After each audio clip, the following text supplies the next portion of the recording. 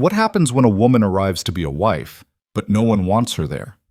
Evelyn Cross leaves it all behind to start over in the Wild West. Awaiting her is a cold man, 7 estranged children, and a house full of suspicion. No one believes she'll survive. But Evelyn has something no one sees, a quiet steadfastness that can move an entire family. If you want to see where this story goes, hit like, subscribe to the channel, and comment the city you're watching in so I know how far my story has progressed. The stage line dropped her at the edge of Harlow Creek just past 3 in the afternoon, and the driver didn't even wait for her to get her bag fully off before he was snapping the reins and moving on. Evelyn Cross stood on the packed dirt of the main road and watched the coach disappear around a bend in the trail, and she thought, without any particular drama, that this was probably the loneliest she had ever felt in her life. That was saying something. She'd been alone before. She knew the particular weight of a house that used to hold noise and didn't anymore. She knew what it was like to sit at a table set for 2 and eat by herself for months, then years, until eventually she stopped setting 2 places and the habit of it, the small daily ritual of expectation, went away like smoke. Her husband Thomas had been dead for 3 years. Pneumonia, winter of '82. He went fast, which people always said was a mercy, though Evelyn had never quite understood how losing someone faster was supposed to feel like less of a loss. What it meant was she didn't get to say goodbye properly.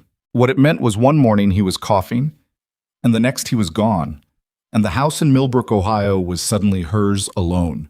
The mortgage, the debt he'd left behind, the neighbors who looked at her with that particular combination of pity and impatience that widows learn to recognize. She'd sold what she could, paid what she could, and when the house itself went, she'd moved in with her sister Clara for 8 months that felt like 80, sleeping in a narrow bed in the back room and trying not to feel like a burden while clearly being one. It was Clara who'd shown her the advertisement. Not unkindly, Clara wasn't an unkind person, but with the specific practicality of a woman who had her own husband, her own children, her own life already full to the edges. Rancher, widower, 42, seeks capable woman of good character to assist in household management and care of 7 children, Harlow Creek, Montana Territory. Serious inquiries only. 7 children. That was the part that made Evelyn stop and read it twice. Not the frontier, not the unknown man, not the distance. 7 children meant a house full of noise again. It meant being needed in a way that was concrete and daily and real. She'd written the letter carefully. She hadn't lied, but she hadn't volunteered her weaknesses either. She described herself honestly. Widow, 35, no children of her own, experience running a household, some knowledge of herbal remedies passed down from her mother. She said she was not easily frightened and that she understood hard work. Silas Boone had written back in 2 weeks. Short letter, precise handwriting, no warmth in it, but no coldness either. Just facts. He needed someone capable. He needed someone who understood that this was a working arrangement, not a romance. He would pay the travel fare. She would arrive by mid-September. She had arrived. It was September 16th. Harlow Creek was smaller than she'd expected. A general store, a livery stable, a doctor's office that looked like it hadn't been used recently, a church, a handful of houses arranged without much intention along the road, a place that had decided on itself early and hadn't seen much reason to change. A man was leaning against a post outside the general store watching her. Not Silas. She didn't know that yet, but she learned it soon enough when the real Silas Boone pulled up in a wagon 15 minutes later, having apparently not thought the timing mattered enough to be precise about. He was bigger than she'd imagined from the letter. Not fat. Lean, actually. The kind of lean that comes from years of physical work, broad in the shoulders, with a jaw that looked like it had been set permanently against something. Dark hair going gray at the temples, eyes that were a clear pale gray, the color of winter sky, and that looked at her the way you might assess a piece of equipment you'd ordered and weren't entirely sure would work for the job. "Mrs. Cross," he said. Not a question. "Mr. Boone." She held out her hand. He shook it once, briefly, let go. Looked at her bag. "That all you brought?" "That's all I have." Something moved across his face. Not quite sympathy, not quite discomfort. He picked up the bag and put it in the wagon bed without another word, and Evelyn climbed up onto the bench seat by herself because it was clear he wasn't going to help her with that either. The ride to the ranch took 40 minutes along a road that grew rougher the further they got from town, winding through scrub pine and open meadow, with the mountains to the west catching the late afternoon light. Silas said almost nothing for the first 20 minutes. Evelyn looked at the landscape and waited. 7 children, he finally said. You read that in the advertisement. I did. The youngest is 3, the oldest is 16. They're not easy. I didn't expect them to be. He glanced at her sideways. The last woman didn't last 3 weeks. I'm not the last woman. Another silence. Then, I need to be clear about something. This is a business arrangement. I'm not looking for... He seemed to search for the right word and not quite find it. Anything else? I understand that. Good. He turned his attention back to the horses. As long as we're clear. She'd understood it before she'd gotten on the stage. She wasn't romantic about it. She was 35 years old, and she'd had one marriage that she'd loved genuinely and lost. And she wasn't chasing another feeling like that. She was chasing usefulness. She was chasing the specific dignity of being somewhere she was needed. What she hadn't quite anticipated was what she felt when the ranch came into view. The land itself was beautiful. She could see that objectively, the way you see beauty in something even when you're too tired or too afraid to feel it. Rolling acres, a good-sized barn, what had probably once been a well-kept kitchen garden now gone mostly to weeds and late-season wildflowers, an apple orchard to the north with fruit rotting on the ground beneath the trees because there hadn't been hands enough to harvest it. The house was large, 2 stories, wood siding that needed paint, a porch that wrapped around 2 sides and had a broken railing at the far end. The windows were clean, at least, which told her someone cared about something. The children were on the porch, all 7 of them. They ranged, as Silas had said, from 3 to 16, and they stood or sat in a rough row watching the wagon come in with the collected wariness of people who had learned not to invest too quickly in arrivals. The 3-year-old, a girl with dark curls and a dirty dress, had her thumb in her mouth.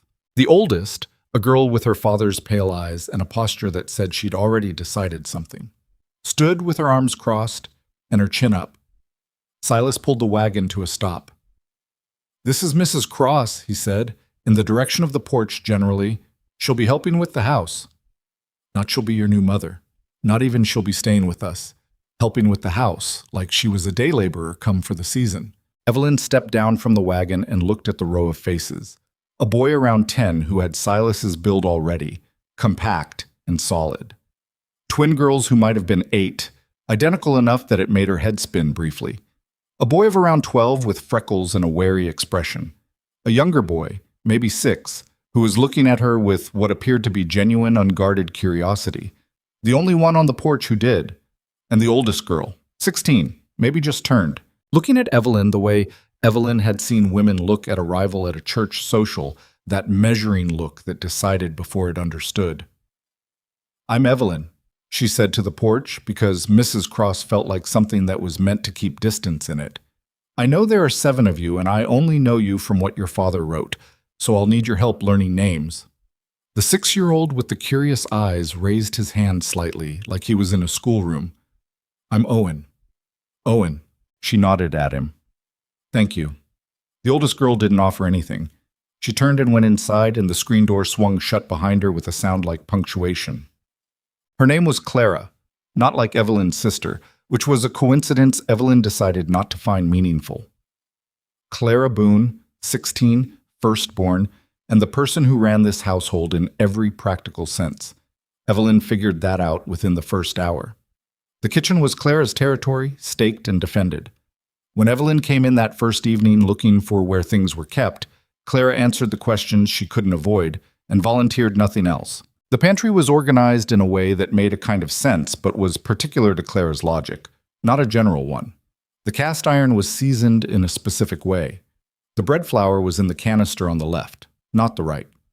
These weren't rules that had been explained to Evelyn. They were rules she was expected to either discover or violate. She didn't violate anything that first night. She asked questions instead, keeping her voice light, her curiosity genuine. "What do they like for supper?" "Whatever's made." Clara stirred a pot of bean soup without looking at her. "Does Owen have any trouble eating? He seems small for his age." A pause. "He eats fine." "All right." Evelyn sat down at the kitchen table, the chair closest to the door, where she was least in the way, and watched Clara work. "You've been doing this a long time, running the kitchen." "Since Mama died." Clara's voice was flat. 4 years. Oh, that's a long time to carry something like this. Clara turned and looked at her then, directly, with those gray eyes that looked exactly like her father's. "I'm not looking for sympathy. I'm not offering sympathy. I'm offering an observation." Evelyn held her gaze. "You're 16. What you've been doing here would tire out a grown woman. I'm just noting that." Whatever Clara had been prepared to say to that, she didn't say it. She turned back to the soup. Well, the children were easier than Clara, each in their own ways. Owen, 6 years old, the one who'd given his name on the porch without being pushed, followed Evelyn the next morning while she tried to orient herself to the house. He didn't talk constantly, which she appreciated. He was a trailing presence, patient and watchful, with dark brown eyes and hair that wanted to curl if it grew long enough, and a way of standing very still when he was processing something that made him seem older than he was. He showed her where the woodpile was without being asked. He told her the name of the dog, a graying border collie named Fleet who slept by the barn and didn't trust strangers easily, and offered this information as both practical intelligence and test, she thought, to see what she'd do with it. She'd crouched down and let Fleet smell her hand for a long time, and Fleet had eventually, grudgingly, allowed it. "He likes you," Owen said with some surprise. "Fleet has good instincts." Owen considered this. Pa says that too, about dogs. The twins were Ruth and Nora, 8 years old and genuinely identical, except that Ruth had a small scar below her left eye from a childhood fall, and Nora bit her thumbnail when she was thinking. They communicated with each other in a private language of glances and elbows that Evelyn found charming and a little daunting. They weren't hostile exactly, but they moved as a unit, and including one meant including both, and excluding one meant excluding both, which was its own kind of social architecture. The 12-year-old with freckles was James. He was the hardest to read initially. He answered direct questions but offered nothing, had a self-contained quality that could have been shyness or could have been suspicion, and spent most of his after-school hours helping with the animals in a way that seemed less like chores and more like preference. He loved the horses genuinely. Evelyn could see that. He talked to them when he thought no one was listening. The 10-year-old, compact and already built like his father, was Henry. Henry was the most openly skeptical. Not rude, he didn't have the social confidence for rudeness, but skeptical the way a person is when they've watched something happen before and they know how it ends. He'd watched other women come and go. He was waiting to see what she'd do that would make her leave. And then there was the youngest, the 3-year-old with the dark curls. Her name was Lily, and for the first 2 days she looked at Evelyn from around corners, from behind door frames, from the far side of whatever room Evelyn happened to enter. Not quite afraid, just careful with herself.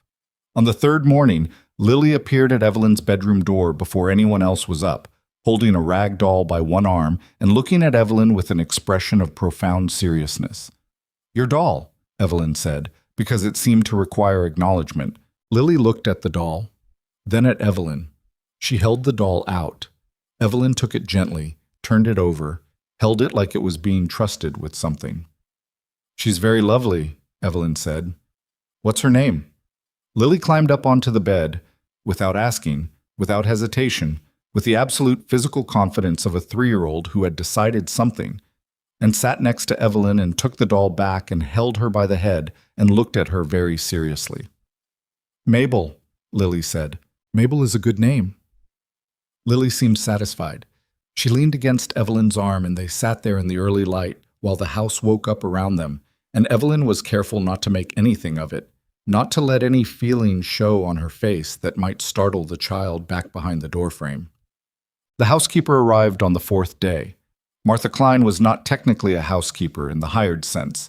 She was a neighbor, a widow herself, who had taken it upon herself in the aftermath of Silas's wife's death to come around twice a week and help with washing and some of the heavier housework, and who had, over 4 years, become something more like a fixture. She was in her late 50s, stout, with a practical efficiency that she wore like armor and an opinion of herself that was entirely built on being indispensable. She arrived at 7 in the morning on Thursday with a basket of things she'd brought from her own house, a jar of her preserves, a length of cloth, Some dried herbs that Evelyn could see at a glance were not properly stored, and she walked into the kitchen without knocking and stopped when she saw Evelyn at the stove. "You're the new bride," Martha said. Evelyn Cross. She didn't correct the bride part, because whether that was the right word was genuinely unclear, and now was not the time for that conversation.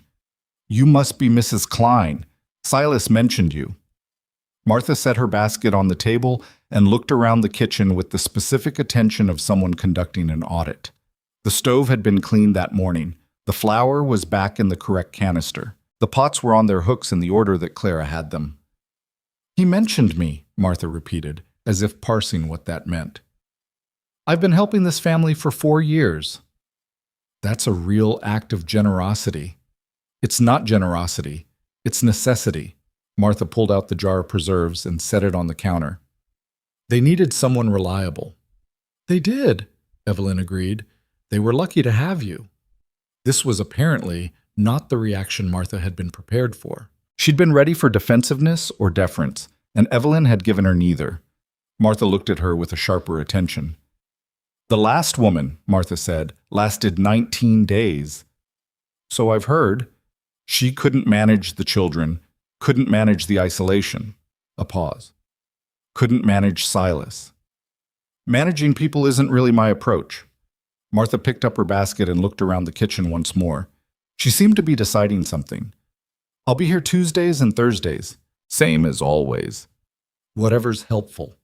Martha left without saying anything else, and Evelyn turned back to the stove, and she thought, that woman is going to be a problem eventually. Not because Martha was cruel. She didn't think Martha was cruel. But because Martha had built herself a role in this house, and Evelyn's presence was a structural challenge to it, and people didn't give up the thing they'd built around themselves without a fight, even when that fight wasn't what you'd call fair. "Dog. Silas ate with the family at dinner," said Grace, a short, functional Grace, barely a sentence, and otherwise conducted meals like a man whose mind was somewhere else. He asked Henry about the fence line repair and James about the horses. He told the twins to eat their vegetables in a tone that expected compliance and got it. He gave Owen an extra biscuit without remark, which told Evelyn something about his relationship with that particular child. He said nothing to Evelyn for the first 4 dinners. Not hostile, not deliberate. More like she was in a category his attention hadn't made room for yet. On the 5th night, he said, "The garden needs attention." "I know," she said. "I was looking at it this afternoon. Claire's been too busy to manage it." "I understand. I'll see what can still be salvaged this late in the season." He looked at her then, briefly, over the heads of the children. "You know about gardens?" "My mother kept a kitchen garden. I know enough." He nodded and looked back at his plate. That was the whole conversation. But it was the first time he'd spoken to her directly at the table, and she noticed it, even if she was careful not to seem like she had. What she hadn't accounted for, in all the careful arithmetic of her reasoning about this arrangement, was the specific texture of the loneliness. She'd been lonely before. She knew that, but the loneliness in Millbrook had been the loneliness of someone alone in a place they used to belong to. This was different. This was the loneliness of someone surrounded by people who had their own system of belonging, and she was outside it, watching it operate through the windows. They had their own language, this family. The way Silas's eyebrow moved when Henry said something foolish, not angry, just slightly, as a signal the boy understood and corrected without being told twice. The way the twins communicated whole conversations in 4 words. The way Clara put a particular hand on Owen's shoulder when she was worried about him. The way Fleet, the old border collie, positioned himself at the door to the kitchen every evening without fail. Not because anyone had trained him to, but because he'd learned that the kitchen was where the family was, and the family was what mattered. She understood all of this, and she was not part of any of it. She didn't push it. That was her decision, made in those first few days with clarity she surprised herself with. Not because she didn't want to be part of it. She did, with an ache she hadn't expected to feel this strongly, this fast. But because pushing was exactly the wrong tool. You couldn't push your way into a system. You had to find your point of contribution and let the system eventually recognize it. So she got up early. Earlier than anyone. She started the stove, started coffee, assessed the day's work. She repaired the hem on Nora's dress that had been dragging for apparently weeks, left it folded on Nora's chair without comment. She found the apple orchard and spent 2 evenings picking what was still good, and she made apple butter because apple butter didn't go bad and the house needed more stores than it had. She didn't announce any of this. She didn't wait for thank yous. She moved through the household like someone who was there to work, not to be noticed working. Owen noticed anyway. He was that kind of child, the kind who saw things. He told her one afternoon, unprompted, that the apple butter she'd made smelled like what his mother used to make. He said it without drama, just as a fact he was offering her, and she understood that this was a significant fact and received it accordingly. "Your mother knew how to do this too?" she said. "Mama knew how to do everything," Owen said. Then after a pause, "But she got sick." "I know, sweetheart." He was quiet for a moment, his small hands wrapped around a mug of warm cider she'd given him. "Do you get sick?" It was the kind of question a 6-year-old asks without knowing what they're actually asking. She looked at him carefully. "Everybody gets sick sometimes," she said, "but I'm pretty hardy." He seemed to be thinking about what hardy meant. "Like fleet?" "Like fleet." Owen nodded, apparently satisfied with this comparison, and drank his cider. Mutt. She found the broken window in the back bedroom on her 8th day. It was Henry's room. She'd learned the layout of the upstairs by then, which child slept where. And the window had a crack running diagonally across the lower pane that had been stuffed with a piece of folded newspaper to keep the wind out. October was coming. The nights were already cold enough that Evelyn slept in a flannel she'd found in her bag and still woke up stiff. She mentioned it to Silas at breakfast, not to complain and not to make a project of it, just because the window needed fixing and he should know. "I know," he said. "I've been meaning to get to it." "Is there extra glass in the barn? I saw what looked like window materials out there." He looked at her. "You were in the barn." "Just looking around." She picked up her coffee. "Getting oriented." Another of those assessments, that gray gaze that told her nothing about what it was finding. "There's glass out there. I'll fix it this weekend." "All right." She put her coffee down and stood up to start the breakfast dishes. "I can do it today if you show me where the glazing compound is." "You know how to replace a window pane?" "My husband taught me. He said there was no sense having repairs you couldn't handle yourself." A silence. Then, with something that might have been, in a different face, respect. "Compounds on the second shelf, left side, near the hand drill." She fixed the window that afternoon. It took her longer than it would have taken Silas. Her hands weren't as practiced. And it wasn't perfectly done. There was a slight unevenness at the left edge of the new pane where the glazing compound had bunched a little. But the window didn't rattle, and the newspaper was gone, and Henry's room would be warmer tonight. Henry found her on the ladder as she was finishing. He looked at the window. He looked at her. He looked at the window again. He didn't say thank you. He was 10, and thank you was not his default, but he said, "It doesn't rattle anymore?" "Shouldn't." He opened the window and closed it experimentally. "Good," he said, like he was filing a report. And he went downstairs. That evening at dinner, he passed her the bread before she had to ask, and she wasn't sure if he knew he'd done it or if it was purely instinctual, and either way she took the bread and buttered it and said nothing about it. 2 weeks in, Clara came to her.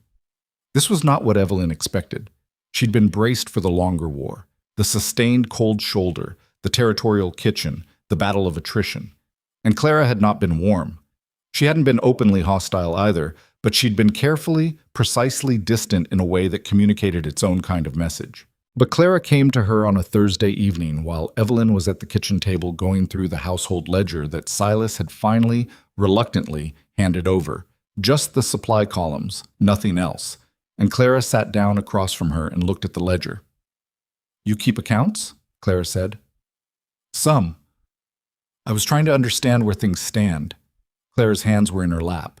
Her posture said she'd had to talk herself into sitting down and wasn't sure she'd made the right call. "We're low on salt. Pa keeps forgetting to order it." "I noticed." Evelyn marked it in the column. "What else is running low that doesn't make the list?" A pause. Clara clearly debating. "Lamp oil and the brown sugar. There's less than it looks like because the bottom half of that canister got wet sometime and it's basically solid now." "Can it be broken up and used?" "Some of it." I'll check it tomorrow. Evelyn looked up from the ledger. Is there anything else? Clara's jaw moved slightly, working toward something. Owen's been coughing at night. Evelyn was very still for a moment. Since when? 4 or 5 days. Clara looked at the table. It's not bad yet, but last time, she stopped. Last time what? Clara's voice was careful, stripped of emotion in a way that was itself emotional. Last time someone in this house had a cough that started small, it didn't stay small. Her mother. She was talking about her mother. I'll check on him tonight, Evelyn said. After he's asleep, I'll listen to his chest. I have some things I can make that should help, if it's just the autumn cold coming on. Clara looked at her directly. What kind of things? My mother taught me about plants, wild ones mostly, what they're good for. She paused. It's not medicine, exactly, but it's not nothing. Clara was quiet for a moment, then, almost against her will, Mama used to do that. A lot of mothers did. A lot of grandmothers. The kitchen was quiet. Somewhere outside, Fleet was barking at something distant and then going quiet again. The fire in the stove ticked. He's my favorite, Clara said, so quietly it was almost just breath. Owen, I know you're not supposed to have a favorite, but he's... She stopped again. He's the one who cried at the funeral and then just stopped crying and hasn't really cried again since, and I don't know if that's fine or if it's... It's probably both, Evelyn said. Fine and not fine at the same time. Children carry things the way adults do, just sometimes differently. Clara looked at her for a long moment. Something in her face that was almost young, almost the 16-year-old she actually was, rather than the self-appointed matriarch she'd had to become. I don't need you to replace her, Clara said. I'm not looking for that. I know. Evelyn closed the ledger. I'm not looking to replace anyone. Then what are you looking for? Evelyn thought about it honestly because it deserved an honest answer. Somewhere to be useful, she said. Somewhere to belong to, eventually, if that's possible. She looked at Clara steadily. I'm not in a rush. Clara stood up. She picked up the lantern she'd carried in and started toward the door, and then she stopped with her back to Evelyn and said, The lamp oil is on the 3rd shelf in the storage room, behind the extra canvas. She left. Evelyn sat at the table in the reduced light and let out a breath she'd been holding, she thought, for about 2 weeks. Silas found her in this garden on the last warm evening of September. She'd been out there for an hour already, working by the last light, pulling dead plants and turning soil and noting what might still come back if the season held a little longer. The herb section had been let go almost entirely, which was a shame. She could see the ghost of a well-considered planting in the arrangement, something intentional that had been allowed to go wild. She thought about the woman who had planted it, Silas's first wife, Owen's mother, Clara's mother. She thought about her hands in this soil 4 years ago, planting things she must have expected to tend for years more. She heard him before she saw him, his boots on the path that ran from the house to the garden gate. He stopped at the gate, looked at what she'd done.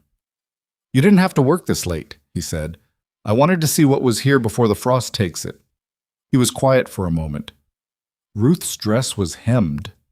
Nora's too. You did that? It needed doing.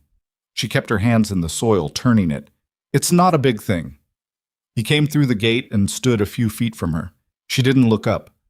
The evening was the specific blue of early autumn, a cool that would be cold in another hour.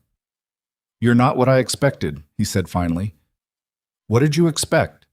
He seemed to consider how to answer this honestly. Someone who'd need more managing. People generally need less managing than you'd think, if you give them something real to do. A pause. Where'd you get that? Experience?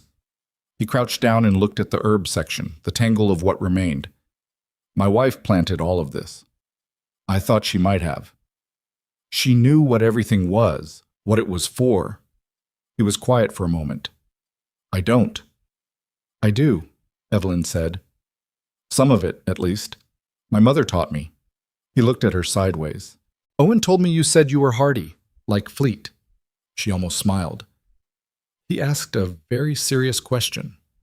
Silas looked at the garden for a moment longer, and his face in the fading light was neither cold nor warm. Just tired, she thought. carrying something heavy for a long time in the way you stop noticing the weight even while it's bending you. "He's a good boy," Silas said. Owen. "He's a remarkable boy." Silas stood up. He looked at her once more in that assessing way, and then he looked at the house, the lit windows, the smoke from the chimney Clara had started an hour ago. "Get in before dark," he said. "The temperature drops fast." He went back up the path to the house. Evelyn stayed in the garden for another few minutes, her hands in the cooling earth, feeling the last warmth of the day leaving the soil. She thought, "This is where I am. This is what I have. And I think I can work with it." The garden needed work. The house needed work. The children needed, not a mother, not a replacement, not someone to pretend, but time and patience and a steady presence that didn't arrive with promises and leave when those promises got complicated. She could do that. She wasn't sure yet if she could make this a home, but she was sure. In the way she was sure of things that didn't make noise, quietly, firmly, without fanfare, that she was going to stay long enough to find out. She pulled one last handful of dead growth from the herb bed and set it aside and looked at what was underneath. The roots were still there, most of them. That was enough to start with. The frost came on the 1st of October, earlier than anyone had hoped, and right on schedule with what the mountains always eventually delivered. Evelyn woke before dawn to find the kitchen window glazed white at the corners, and the water in the basin on her washstand had gone cold overnight in a way that was different from regular cold. The kind that had weight to it, intention. She dressed in layers and got the stove going, and stood at the kitchen window watching the frost on the grass catch the first gray light. And she thought about the herb garden and what she'd managed to salvage from it before the temperature turned. She'd gotten more than she'd expected. The chamomile was gone, but she'd found yarrow still viable in the far corner, and some wild thyme that had grown through the fence from the meadow beyond, and a handful of other plants she recognized from her mother's garden in Pennsylvania. Plants with names her mother had given her in that practical, unromantic way her mother had done most things. This one for fever. This one for chest cold. This one for settling the stomach when it won't settle itself. She'd dried what she could on the back windowsill and kept the rest in paper packets in her room, labeled in her own hand. Owen's nighttime cough had not gotten worse, which was something. She'd made him a steam treatment 2 nights running with the yarrow and a handful of dried mint she'd found in a tin at the back of the pantry, and whether it was the treatment or just time doing its work, his breathing had sounded cleaner the last 2 mornings. She'd listened at his door. Not intrusively, just standing in the hall with her eyes closed and her attention on the sound of his breathing, and what she heard had reassured her enough to let her sleep. Claire had not said anything about the steam treatment, but she'd watched Evelyn make it the second night, standing in the kitchen doorway with her arms crossed and her expression carefully neutral, watching the way her mother might have watched someone use a knife wrong, alert, almost saying something, and then not. "The mint should be stronger," Clara said finally. Evelyn looked up from the pot. "Your mother used more of it?" "She used the whole tin for one treatment. That might be too much. You want the steam, not the oil." Clara's jaw tightened slightly. "It worked. Whatever she did, it worked." "I'm not saying it didn't." Evelyn adjusted the cloth over Owen's small head. The boy hunched obediently over the bowl and breathing the steam with the patience of a child who had done this before. "I'm saying there's a reason, and I'd rather not overdo it. Mint oil can irritate the airways if it's too concentrated." A long pause. "Where did you learn that?" "My mother." She tucked the cloth more securely. She learned it from her mother. Passed it down the way people used to pass things down before there were enough doctors to make people stop thinking for themselves. Clara was quiet. Then, after a moment, "She knew about wild indigo too. My mother, she used it for—" Clara stopped. "For what?"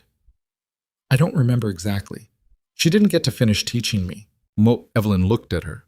Not with pity, because she'd learned already that pity was the wrong currency with Clara, but with a directness that acknowledged what had been said without making it into something bigger than Clara had offered it as. "If you want to learn, I can teach you what I know. It's not complete what I have, but it's something." Clara had left without answering, but she hadn't left immediately. That was the thing with Clara. Evelyn was learning. The silences had different qualities. Some were closed doors. Some were doors that hadn't decided yet. The October one turned out to be the latter.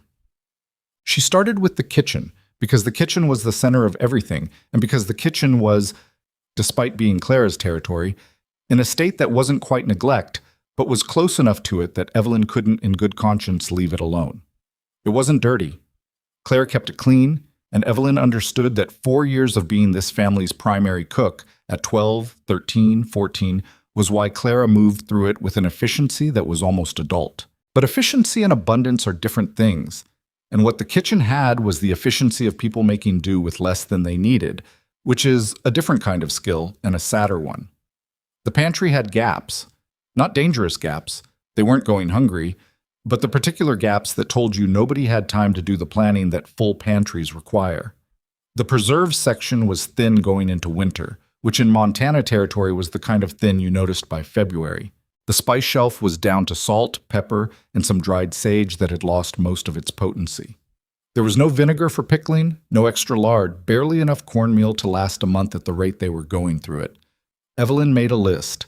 She did it quietly, in her room, with the household ledger Silas had given her and a pencil she sharpened with a paring knife because she couldn't find a pencil sharpener. She didn't make a production of it. She just wrote down what she could see was missing and what could reasonably be obtained before winter closed the roads in. She brought it to Silas on a Tuesday evening, after dinner, when the children were scattered to their various rooms and Clara was washing up. She knocked on the door to the small room off the main hall that served as his office. A desk, a chair, a shelf of accounts ledgers and land documents, the particular disorder of a man who dealt in paper under protest. He looked up. She handed him the list. He read it. His expression didn't change much, but she watched his eyes move down the page and saw the small tightening at the corner when he got to the longer items. "Some of this is expensive," he said. "Some of it is. The vinegar and the extra cornmeal, not so much." She sat down in the chair across from the desk, because standing while he sat felt like the wrong arrangement for a real conversation. "If you can get me to town before the 15th, I can get most of this at a reasonable price before the trading post puts its winter markups on. After that, it gets harder." "How do you know about the winter markups?" "I asked Mrs. Enger at the general store when I was in town last week with James to pick up the grain." Something in his face shifted slightly. "You went to town with James?" "He knew the way and I needed to understand the layout. We were back before supper." She folded her hands in her lap. "He showed me where the doctor's office is, and the blacksmith." Silas put the list on the desk. "Connolly's the doctor. He's decent enough. Better at broken bones than at—" He stopped. "Than at illness," she said carefully. "He did what he could." The words were flat, closed, the sound of a door that had been shut a long time and didn't plan to open for this conversation. 3 years ago. She didn't push it. "I understand." He picked up the list again and looked at it with a different attention, the kind that was calculating rather than reading.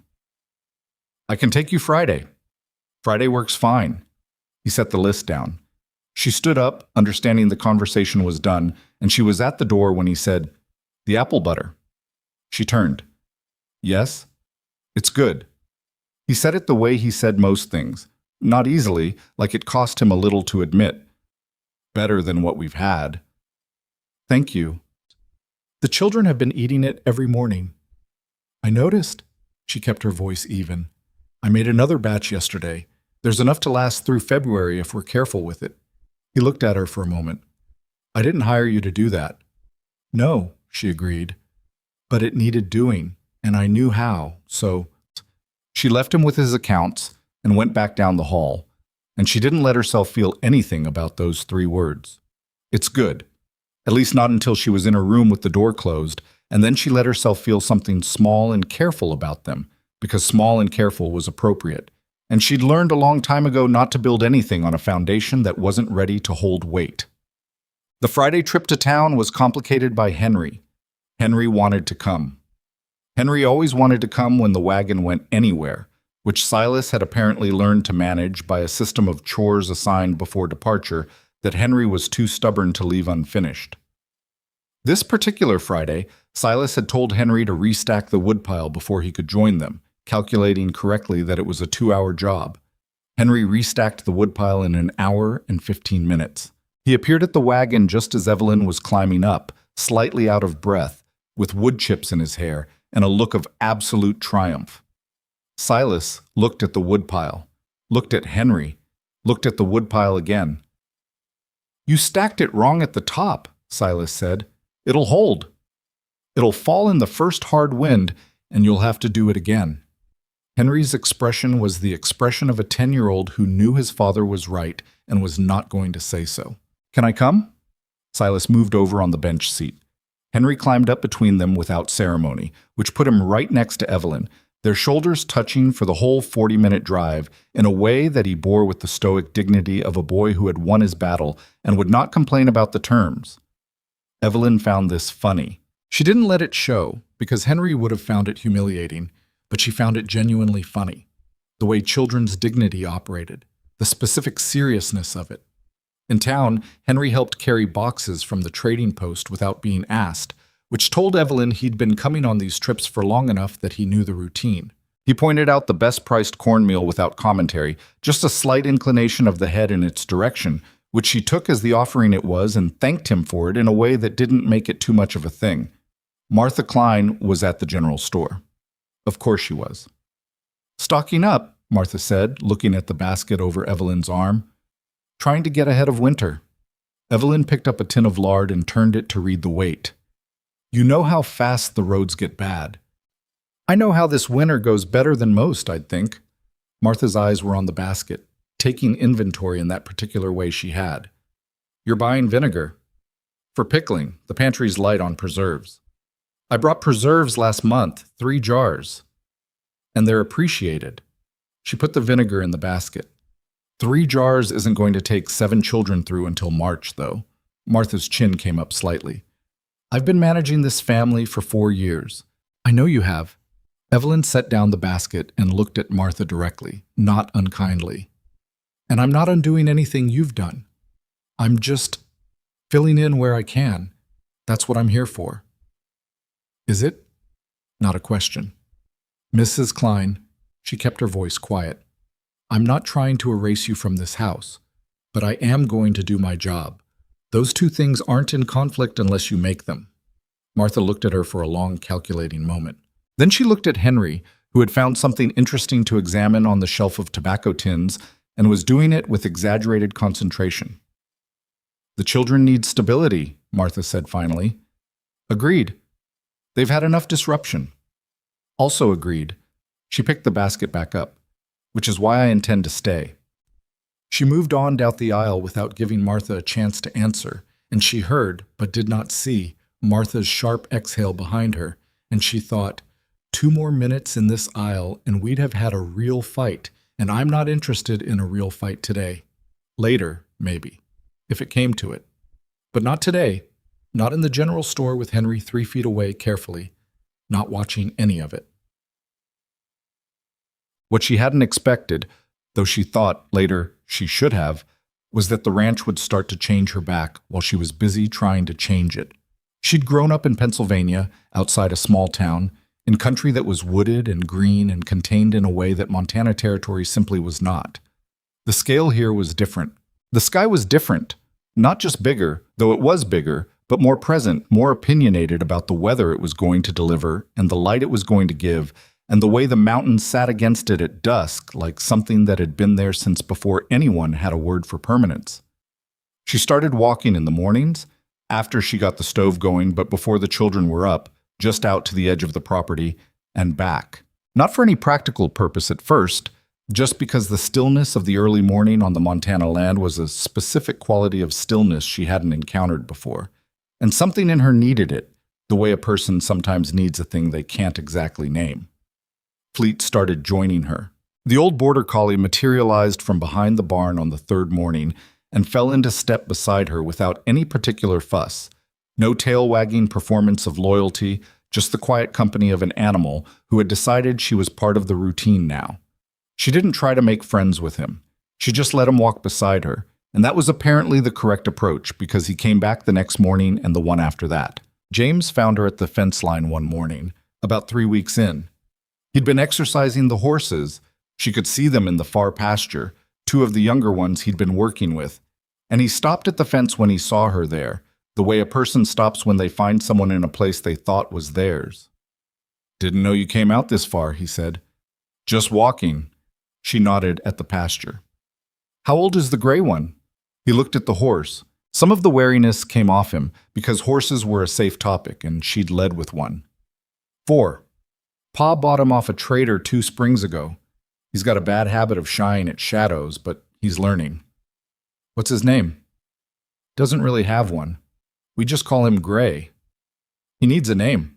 James looked at her sideways. "Pa doesn't usually name the working horses." "Your father doesn't have to agree with me." She watched the gray horse move across the pasture, the light catching his coat. But animals work better when they know who they are, even the working ones. James was quiet for a moment, looking at the horse. "Maybe Smoke," he said, like the word had been waiting somewhere. "Smoke is a good name." He was still for a moment longer, apparently deciding something. "You know about horses?" "Not much. Enough to know I don't know much." He seemed to find this answer acceptable, the admission without apology. "I could show you how to read them if you want, what they're saying with their ears and their feet. It takes a while, but it's not hard once you know what to look for." "I'd like that." He nodded, collected himself, and went back to the pasture, and Evelyn watched him go and thought that 12 was a complicated age to be, all that competence wrapped up in a body still figuring out its proportions. And James carried it with a dignity that she suspected he'd had to build himself because there hadn't been someone around to hand it to him. The evenings were what she hadn't fully planned for, in her careful arithmetic of what this life would look like. After dinner, after the dishes, after the younger children were in bed, the house settled into a particular quiet that had its own texture. Silas was usually in his office or reading or sitting on the porch if the night was not too cold. Clara took that hour for herself. Evelyn had learned to leave it to her, the one real piece of privacy the girl had. James and Henry disappeared upstairs. The twins fell asleep early and neatly and without any drama whatsoever. But Owen didn't sleep early. Owen had a habit of appearing in the kitchen in the hour after dinner with a book or a carved wooden figure, or sometimes just himself, and settling at the table with the quiet confidence of a child who had decided a room was safe and intended to use it. He didn't always talk. Sometimes he just sat there while Evelyn did whatever needed doing, mending, going through the accounts, preparing tomorrow's breakfast ingredients, and the company was companionable in the way that the best company sometimes is, where nothing is required of either party except the basic agreement to be present in the same space. One evening he brought her a carved horse. Not to give her, he kept it in his hands, but to show her. It was small and rough, the kind of carving a child makes, not exactly a horse, but recognizably trying to be one. "I made it," he said unnecessarily. "I can see that." She looked at it carefully. "The legs are hard, aren't they? Getting them the right proportion." He looked at the horse with a critical eye that was a little heartbreaking in how seriously he was applying it. "They're too short. They're learning to be the right length." He considered this. That's a funny way to say it. Because things that are being made are always learning what they're trying to be. That's just how making works. He held the horse up and looked at it from a different angle. "Did you ever make anything?" "I used to make quilts, with my mother." She kept her voice neutral, because the subject of mothers was always terrain that required care in this house. "I haven't in a while." "Why not?" "I didn't have anyone to make them with." Owen processed this. He set the horse on the table between them, which she understood was a kind of sharing, and picked up the book he'd brought and opened it.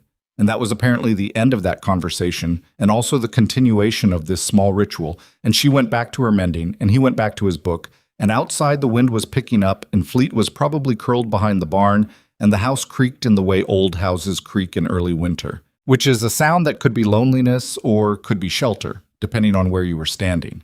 She decided it was shelter. Or she decided to practice deciding it was shelter, which was close enough for now. Martha arrived on a Tuesday in late October to find Evelyn in the middle of rendering lard. It was not glamorous work. It was hot and smelly and required sustained attention, and Evelyn had her hair pulled back and an apron on and was at the stove with a long spoon when the door opened. She'd expected Clara, who'd gone to gather eggs. She got Martha instead. Martha stopped in the doorway and took in the scene. "You're rendering fat," she said. "Rendering lard," Evelyn corrected pleasantly. "I got a good price on pork fat in town last week. We needed more than we had." "I was going to do that Thursday." Martha set down her basket. "I always render the lard in the fall." "I didn't know that. I'm sorry." She wasn't entirely sorry because the lard needed to be done and Thursday was 3 days away, but she said it in a tone that was genuine enough. "There's still some left if you want to do another batch." Martha looked at the pot, at the ladle, at Evelyn's setup. "You're doing it wrong," she said. Evelyn paused. "Wrong how?" "Too high a heat. You'll scorch it." Martha moved toward the stove with the authority of someone who had done this in this kitchen for years, and she was not wrong. Evelyn had the heat a little high, and Evelyn stepped aside without argument and watched Martha adjust the flame. "Lower and slower," Martha said. "You can't rush it." "You're right." She watched. "How long at this heat?" Martha glanced at her, apparently expecting resistance rather than the question. "Another 40 minutes, maybe 50. You check the color." "What color are you looking for?" "Gold, not brown." She picked up the spoon and stirred slowly. "Brown means you've gone too far." They stood at the stove together for a moment, which was its own strange thing. The woman who'd been here 4 years and the woman who'd arrived 6 weeks ago, standing at the same stove over the same pot, and neither of them entirely comfortable with the arrangement, and neither of them walking away from it. "Clara's mother knew how to do this right," Martha said. "She sounds like she knew how to do a lot of things right." "She did." Martha's voice had a different quality when she said this. Not the performing competence quality of her usual manner, but something flatter and realer. "Margaret was—" She stopped. "She was the kind of woman who made things work, whatever she put her hands to. Her garden still shows it, even now." Martha looked at her. "You can see that?" "The arrangement of it, what she planted and where. You can tell someone thought it through." Evelyn picked up a clean cloth and wiped her hands. "I'm trying to bring some of it back, the herb section especially." A long pause. The lard hissed quietly in the pot. "The yarrow was hers," Martha said. "She planted it against the fence because she said it spread and she didn't want it taking over the main beds." "That's exactly where it is. It survived." Martha was quiet for another moment. "She used it for the children's fevers." "So did mine." She didn't look at Martha, kept her eyes on the pot. "Different women, same plant, same use, probably going back longer than either of us."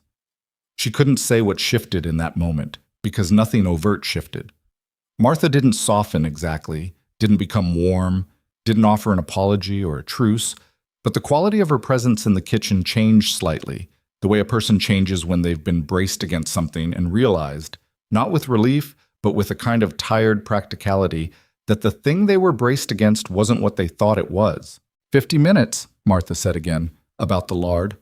"I'll watch it." Martha picked up her basket and went to do whatever else she'd come to do. And Evelyn stood at the stove and stirred the lard slowly and watched the color and thought that this was probably the most honest conversation she'd had with Martha so far, because it had been about the work instead of about the territory, and work had a way of doing that, cutting through the argument to the thing underneath it, which was usually just people wanting to be seen as capable of something. The dress came about by accident. Evelyn had been going through a trunk in the upstairs hall, one of several trunks that had been pushed against the wall and apparently not opened in some time, looking for extra blankets as the nights got colder, and she'd found it under 2 folded quilts that did need airing, a woman's dress, blue wool, carefully folded, with a small tear along one shoulder seam that had been started but not finished in the mending. She stood there holding it for a moment. She knew whose it was. She knew before she even fully thought it through. She brought it downstairs and was sitting at the kitchen table with it in her lap, and a needle threaded when Clara came in from outside, cheeks red from the cold, and stopped. The color left Clara's face. Evelyn kept her voice steady. "I found it in the hall trunk. I wasn't looking for it. I was looking for blankets." She held it out toward Clara. "It's yours to decide what happens to it. I won't touch it if you don't want me to." Clara crossed the kitchen in 3 steps and took the dress from her hands. She held it for a moment the way you hold something that is almost too much to hold. "The seam was torn," Evelyn said quietly. I know. Claire's voice was tight. I was going to fix it. I kept meaning to fix it, and then I couldn't, and then I put it away. Would you like me to do it? The mend is simple. It won't show. But Clara looked at this dress, then at Evelyn, and her jaw worked. She wore this for the harvest social, Clara said. The last one. The fall before she got sick. Evelyn waited. She was... Clara's voice broke slightly, caught itself. She was happy that night. I remember thinking she looked really happy, like things were going to be all right. She smoothed the fabric with one hand, and then they weren't.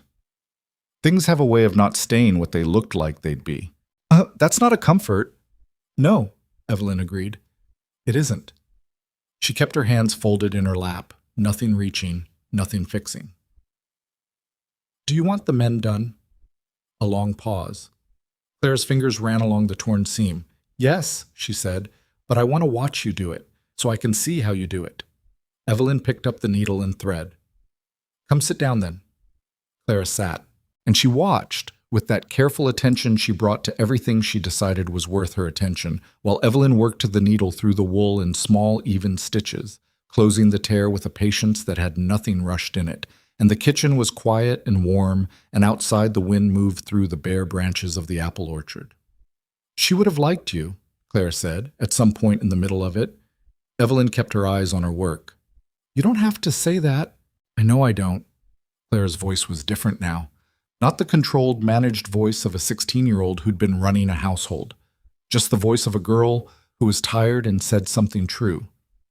But I think it's probably right. When the mend was done, Evelyn held the dress up in the light and ran her thumb along the seam. You could barely see where it had been torn. She handed it back to Clara. Clara took it and held it against herself for a moment, not putting it on, just holding it. And then she folded it carefully and held it in her lap. Thank you, she said. Of course. Clara stood up, took the dress, and went upstairs. Evelyn heard her door close, not hard, just close, and she sat for a moment alone in the kitchen, and the day felt both lighter and heavier than it had before, which was usually the sign that something real had happened. Silas noticed. He noticed, she thought, in the way that a man notices things he doesn't particularly want to acknowledge but can't honestly deny. The kitchen was different. The pantry fuller, the smells better, the meals more considered in a way that wasn't showy but was simply more. Henry had started bringing wood inside without being asked. The twins had started setting the table before anyone told them to. Owen had, on 2 occasions, shown Evelyn things he was making, a drawing, the carved horse again, now improved, in the specific way that children show things to adults they've decided are safe to show things to. And Clara.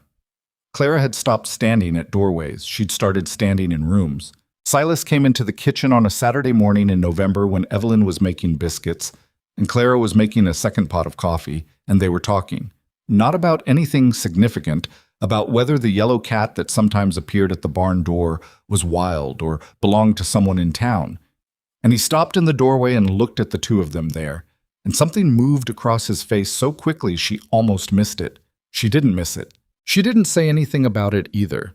He poured himself coffee and sat down at the table and opened the week's newspaper that someone had brought out from town, and the 3 of them occupied the kitchen in a silence that was not uncomfortable, and Evelyn felt the specific quality of it, not yet belonging, not exactly, but the edges of something that could become belonging, given enough time and enough mornings like this one. She turned back to her biscuits. The dough was a little sticky, which meant she'd used too much milk. She added flour and worked it back to the right texture, and it took 3 adjustments and came out fine, not perfect, and she put them in the oven and set her mind to the rest of the morning's work. Henry came in with wood. Owen came down in his socks, hair flat on one side. Ruth appeared asking about her left boot, which turned out to be under the bench by the door where she'd left it. Lily came into the kitchen and went directly to Evelyn and held her arms up without ceremony or question, and Evelyn picked her up and settled her on her hip with the automatic ease of someone who had been doing this for weeks now. And Lily grabbed the collar of Evelyn's dress with one hand and looked around the kitchen from this higher vantage point with her usual seriousness. The biscuits took 25 minutes.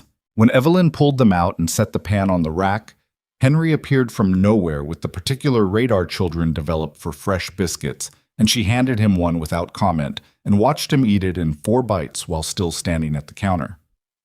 "Good?" she asked. "Yeah," he said, and took another one before she could say anything, and went back out the door. Silas looked up from his newspaper. He watched the door swing closed behind Henry, then looked back at Evelyn, and she saw the thing in his face again. Longer this time, more visible. The thing she didn't yet have a word for because it wasn't gratitude exactly, and it wasn't warmth exactly, and she didn't think it was safe yet to call it anything at all. He looked back at his newspaper. She started on the next thing. That was November, and the snow was coming, and Evelyn Cross was still here. The snow came in earnest the second week of November. Not the tentative early flurries that had dusted the ground in October and melted by noon, but the real thing, thick and steady and committed, the kind that arrived with the intention of staying.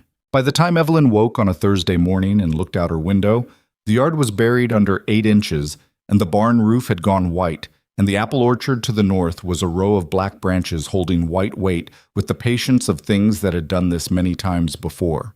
The children were delighted in the way that children are delighted by snow. Even Henry, who was at an age where he was working hard at not being delighted by things, couldn't entirely suppress the particular energy that came off him when he looked out the window at breakfast. He ate his biscuits faster than usual. He kept glancing at the door.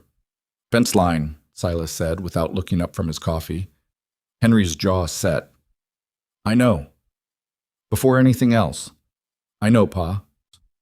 He went, with the look of a boy who had known but had hoped not to be reminded, and Evelyn watched him from the kitchen window pulling on his coat at the door with the quick, slightly resentful efficiency of someone who understood the argument was already lost. Owen had no fence line duties.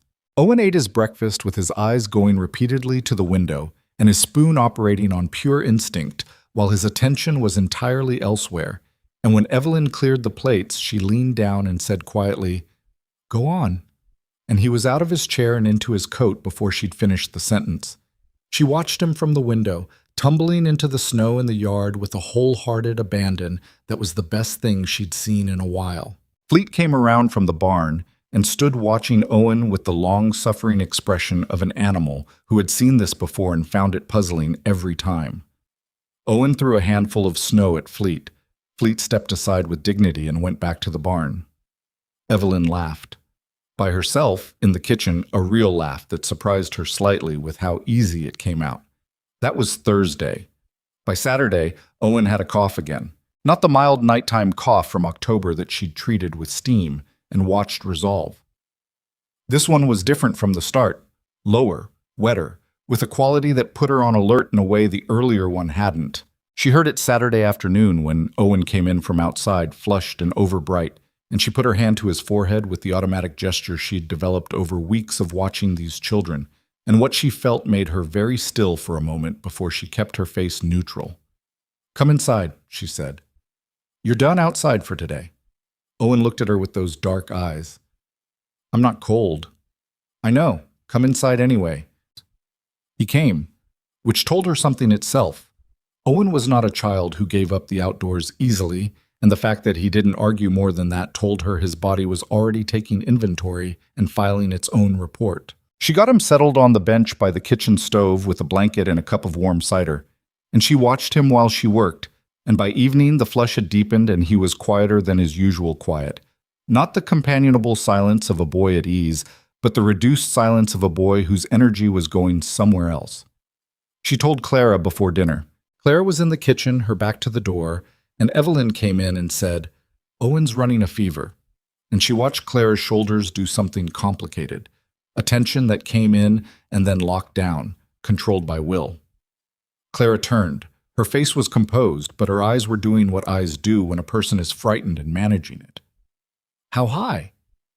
"Not dangerously high yet, but it's climbing." Evelyn kept her voice even. "I'm watching it. I have things I can make." "What things?" "The yarrow. Some of the wild elderberry I dried. I want to make a tea and get fluids into him, and I want to keep him warm but not hot." She paused. "I've done this before, with children in my neighborhood in Ohio. I know what I'm doing." Clara's jaw was tight. You know what happened last time someone in this house got sick? I know. Then you know why I'm... She stopped, pressed her lips together. Yes, Evelyn said simply. I know why. Clara turned back to the stove. Her hands were moving, doing the dinner work, but they weren't quite steady. Tell me what you need. The pot, small one, clean water, and I need someone to tell your father. A pause. I'll tell him. All right. She went to tell him, and Evelyn started the tea, and the Saturday evening that had been ordinary 20 minutes ago reorganized itself around the new fact of Owen's fever, the way water reorganizes around a stone dropped into it. Ma. Silas came into the kitchen while Evelyn was measuring dried elderberry into the pot. He stood in the doorway for a moment, looking at Owen on the bench, and Owen looked back at him with the glassy, slightly disconnected look of a child whose fever was doing its work. Hey, Pa, Owen said. Hey. Silas crossed the kitchen and crouched down in front of the bench and put his hand to Owen's forehead with a touch that was more careful than his hands usually were. Big hands, work roughened, but careful with this child in a way that told Evelyn something about the particular weight of this particular child in this man's life. He looked at Evelyn without standing up. How bad? Not bad enough to panic, bad enough to take seriously. She kept her attention on the pot. I want to get the tea into him. Keep him hydrated. Watch the fever through the night. Through the night. Yes. He stood up. His face had the expression she was coming to know. Not cold, but sealed. The expression of a man whose response to fear was to make himself smaller on the inside and harder on the outside. I'll send James for the doctor. The road will be near impossible in this snow. And Connolly... She stopped carefully. Connolly what? She turned to look at him directly.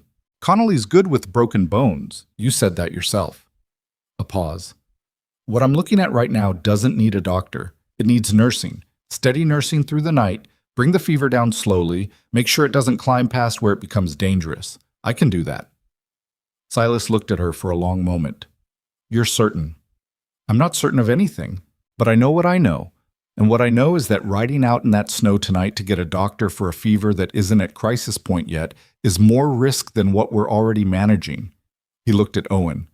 Owen had closed his eyes, his head tipped against the wall, the blanket pulled up to his chin. He's my youngest, Silas said. It came out quieter than his usual voice, stripped of the management of it. He's the one who...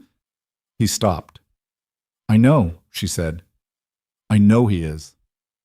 Another silence. The elderberry tea was steeping, and the kitchen smelled of it, and outside the snow was still coming down, and the wind had picked up and was saying things against the walls of the house that were not reassuring. All right, Silas said. What do you need from me? Keep the house warm. Make sure there's wood through the night. And let me do what I know how to do without... She held his gaze. Without second-guessing me every hour. If it changes, if it gets worse, I'll tell you immediately, and we make a different call. But if I'm going to help him, I need to be able to work. He looked at her with those pale gray eyes, and she looked back, and neither of them looked away. All right, he said again. Well, she moved Owen to the room just off the kitchen, a small room that had been a pantry overflow space and now held a narrow bed that was used when someone was sick, which told her this wasn't the first time this room had served this purpose. She made up the bed with the flannel sheets she'd found in the hall linen closet and got Owen settled, and she pulled the chair from the corner to beside the bed and set her supplies on the small table nearby. Clara appeared in the doorway. She had the look of someone who had been having an argument with herself and had come to ask a question as a result of it. I want to stay up with you, Clara said. Evelyn looked at her. You have 6 other children to manage tomorrow. I know that. One of us needs to sleep. Clara's chin came up. He's my brother. I know he is. She kept her voice steady, without the edge that would have made Clara dig in further. I'm not keeping you from him, but I'm going to be here all night, regardless. You staying up doesn't help Owen. It just means 2 of us are exhausted tomorrow instead of 1. She paused. Go to sleep. I'll wake you if anything changes. Clara stood in the doorway a moment longer.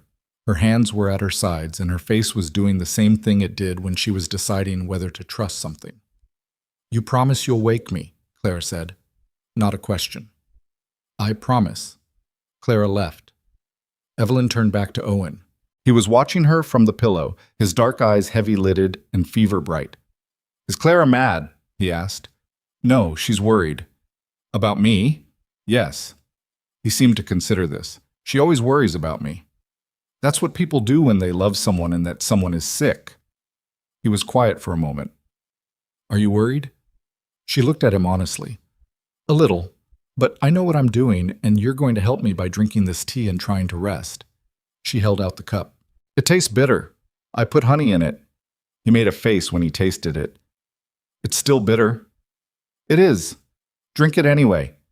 He drank it, making the face the whole time, which she found reassuring.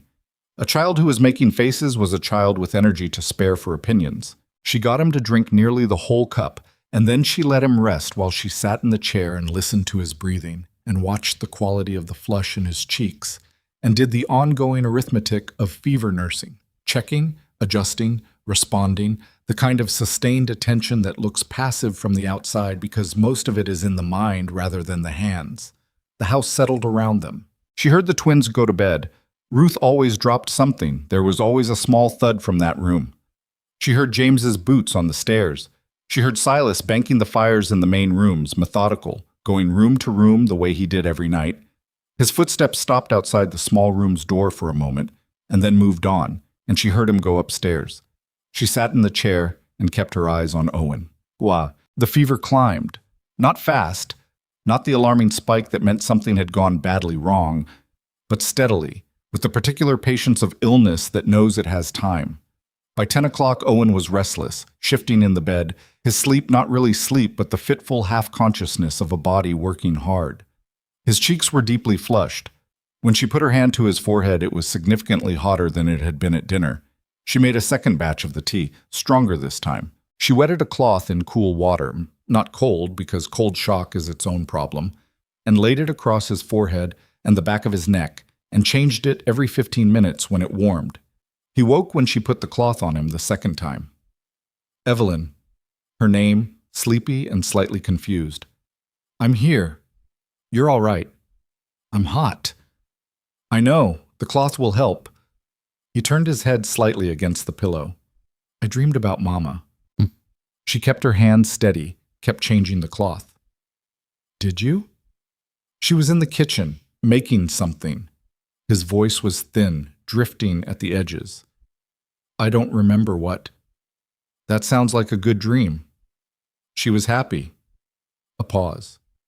"In the dream, she was happy." "I'm glad." He was quiet for a moment, and she thought he'd drifted off again. And then, "Do you think she's somewhere? Like, somewhere she can be happy?" The question landed with a weight that she felt in her chest. She kept her face composed, her hands moving, the cloth cool and then warm and then cool again. "I think the people we love don't entirely go away," she said carefully. "I think they stay in us, in the things we remember about them and the things they taught us. Whether there's somewhere else for them too, I don't know." She looked at him steadily. "But I know she loved you. That part stays regardless." Owen looked at her with the fever-soft gaze of a child thinking something through.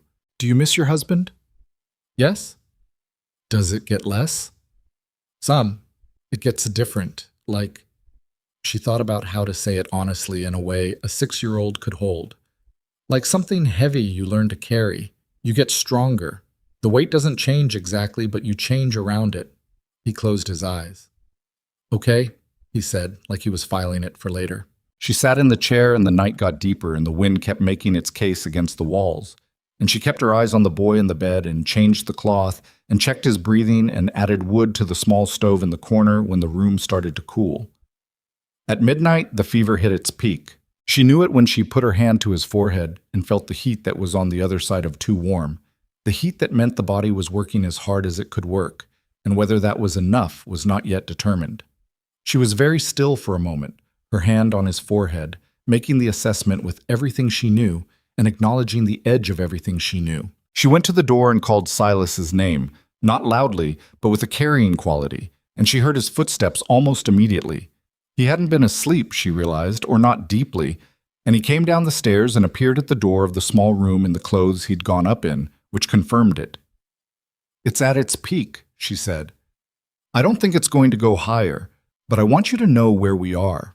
He came into the room and looked at Owen, at the flushed face, the damp hair, the cloth on his forehead, and his jaw worked. Is he? He's holding on.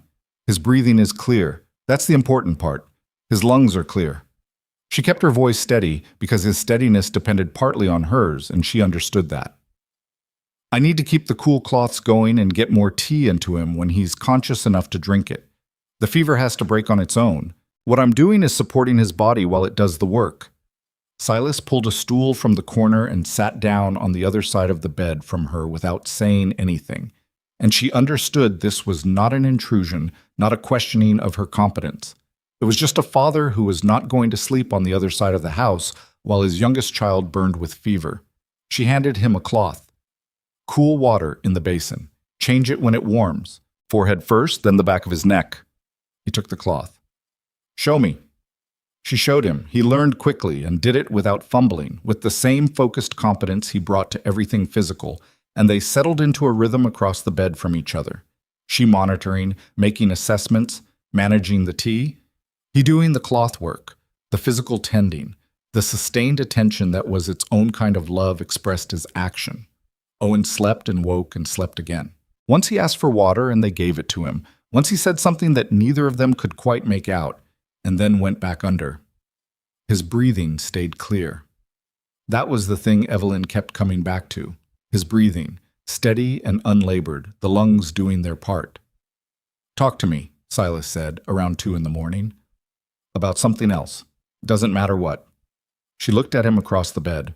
His face in the low lamplight was tired in a way that went past one night of missed sleep. What do you want to know? Anything. A pause. Where did you grow up? Pennsylvania, a town called Millbrook outside of Lancaster. She changed Owen's cloth.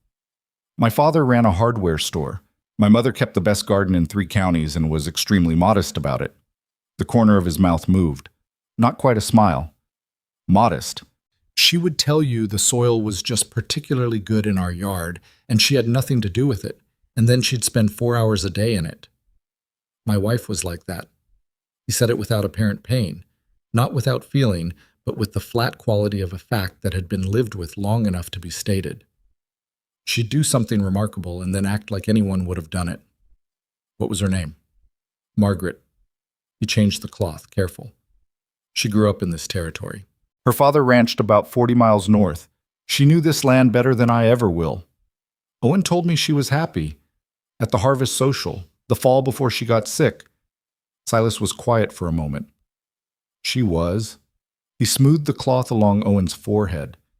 I didn't know she was sick yet. I don't know if she did either. A pause.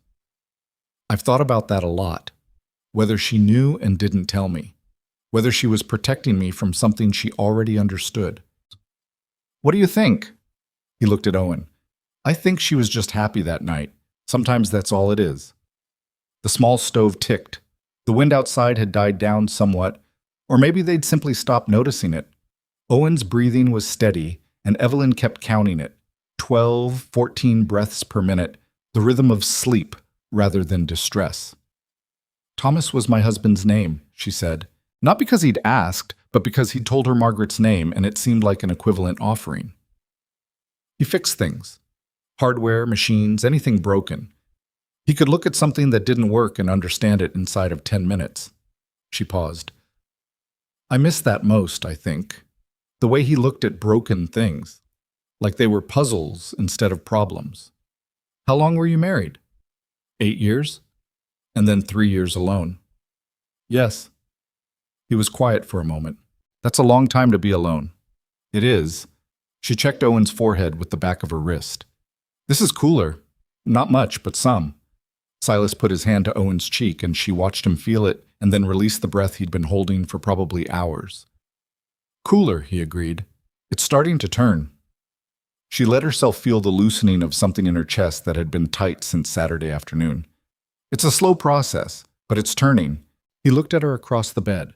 Directly, in the way he rarely looked at her. And there was something in his face that was not the sealed, managed expression she'd come to know.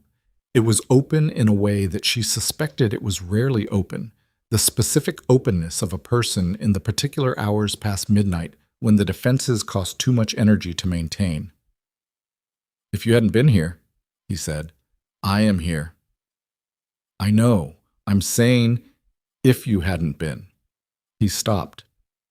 "The last woman who came. She lasted 19 days. The one before that, 12. A pause.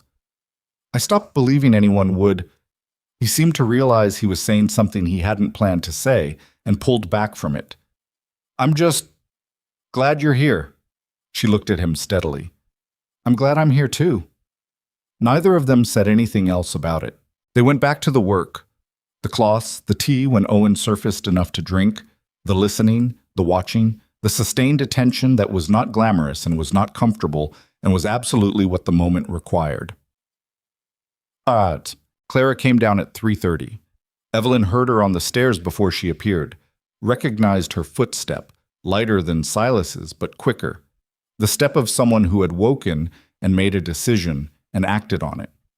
Clara appeared in the doorway of the small room in her nightgown, with her hair loose and her face younger without the daytime composure on it. She looked at Owen. She looked at her father on the stool. She looked at Evelyn. "The fever's coming down," Evelyn said, before Clara could ask. Clara's breath went out of her in a long, slow release that contained several hours of held tension. "I told you I'd wake you if it changed," Evelyn said gently. "I know." Clara came into the room and stood at the foot of the bed, looking at Owen. She shook her head. "I couldn't." "I know." Clara looked at the setup. The basin, the cloths, the tea things, the lamp turned low, Silas on his stool, Evelyn in her chair. She looked at all of it with the assessing eye she brought to arrangements, understanding the logic of it, the hours of sustained work that it represented. "Has he been awake at all?" she asked. "Several times. He talked." A pause. "He's doing well, Clara. His lungs are clear. That's the thing that matters most." Clara sat down on the edge of the bed and took Owen's hand, which was smaller than her hand, and held it lightly enough not to wake him. She sat there looking at his face with the expression of a 16-year-old who'd been holding a family together with both hands for 4 years and had not, in all that time, been adequately allowed to just be afraid. Silas reached over and put his hand briefly on Clara's shoulder. Just briefly. She leaned into it for a moment and then straightened, and they sat on either side of the bed like that, father and daughter. And the woman who had arrived 9 weeks ago with a single travel bag and had still not left. Evelyn made more tea. She moved quietly around the small room, managing the fire, the water, the supplies, not intruding on what was happening between the two of them and Owen's sleeping face, just keeping the machinery of the night running. This was her function here, she thought. Not the center of the moment, but the thing that made the moment possible. That was a thing she could live with. That was a role she understood. Around 4 o'clock, Owen woke and looked at the 3 faces around him with the confused blinking of a child emerging from deep sleep. "Why is everyone here?" he said. "Because you were sick," Clara said. "I'm not sick anymore." He said it with the absolute certainty of a 6-year-old making a medical assessment based on 0 information. Silas made a sound that might have been a laugh, suppressed. "You're better," Evelyn corrected. "Not the same as not sick. You stay in bed tomorrow." Owen looked at her. "Is there snow still?" "Plenty." "Can I look at it from the window?" "From the window, yes." He seemed to consider the terms. "Okay." He looked at Clara, who was still holding his hand. "Your hand is cold. Your hand is hot." He thought about this. "They balance out," he said, with the specific satisfaction of a child who has solved something, and he closed his eyes and went back to sleep still holding Clara's hand. Silas looked at Evelyn over the top of Owen's head. She looked back. Something passed between them in the lamplight that didn't need words. Not the grand declaration of anything, just the quiet acknowledgement of people who have been through something difficult together and come out the other side of it and know what that means even if they're not going to name it. The fever broke just before dawn. She felt it happen. The moment when the body stopped fighting against itself and started doing the easier, cleaner work of cooling down. Owen's skin went from dry heat to the slightly damp warmth of a fever releasing, and she changed the cloth one more time and sat back in her chair and let herself, just briefly, close her eyes. When she opened them, the window in the small room was going gray with the earliest suggestion of dawn, and Silas was asleep on his stool with his chin on his chest, and Clara was asleep on the narrow edge of the bed beside Owen, one hand still around his, her hair spread on the pillow behind her. Evelyn sat and looked at them. She thought about the night. She thought about the hours of it, the particular texture of sustained fear managed over a long span of time. She thought about the things Silas had said at 2 a.m. when the defenses were down, and about Owen asking if his mother was somewhere she could be happy, and about Clara's breath going out at 3:30 when she heard the fever was turning. She thought about her own hands, working through the night, doing the thing her mother had taught her to do, and her mother's mother before that, the long chain of women passing down what they knew because they understood that knowledge kept people alive in a way that good intentions alone did not. She went to the kitchen and started the stove and put on the water for coffee and stood at the window watching the dawn come up over the snow-covered yard. And it was the color of something she didn't have a word for. Not gray and not gold, somewhere between the two. The sky doing what Montana skies did in early morning, which was simply to be enormous, and let you make of it what you could. Fleet came around from behind the barn and stood in the yard looking at the house. And then he sat down in the snow with the patient, deliberate composure of an old dog who had learned to wait for things. Evelyn made coffee. Henry came down first because Henry always came down first and always came down hungry, and he stopped in the kitchen doorway and looked at her. "You were up all night," he said. Not a question. "Yes." He looked at her face, the particular reading that 10-year-olds do when they're trying to understand what an adult's expression is telling them. "Is Owen okay?" "His fever broke. He's sleeping." Henry's face did something she couldn't quite catch before it was managed, a relief that he wasn't ready to show, and so showed only the edge of. He went to the stove and poured himself coffee with the self-assurance of a boy who had been living in this house long enough to know where things were and take them. "You made it through the night," he said into his coffee cup. She looked at him. "Did you think I wouldn't?" Henry shrugged with the elaborate casualness of a 10-year-old trying not to say what he meant. "I didn't know." A pause. "The others left." "I know they did." He drank his coffee. She drank hers. The kitchen was quiet in the way it was quiet before the house fully woke up, the specific pre-dawn silence that she'd come to think of as hers in the weeks she'd been here, the first hour of the day before it became anyone else's. "The fence in the north field came down," Henry said eventually, "in the snow last night. Pa's going to need help fixing it." "I expect he will. I can do posts."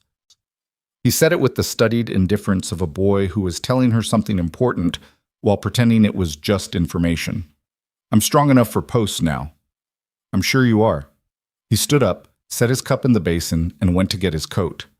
At the door he stopped. "Good that you knew what to do," he said. "About Owen."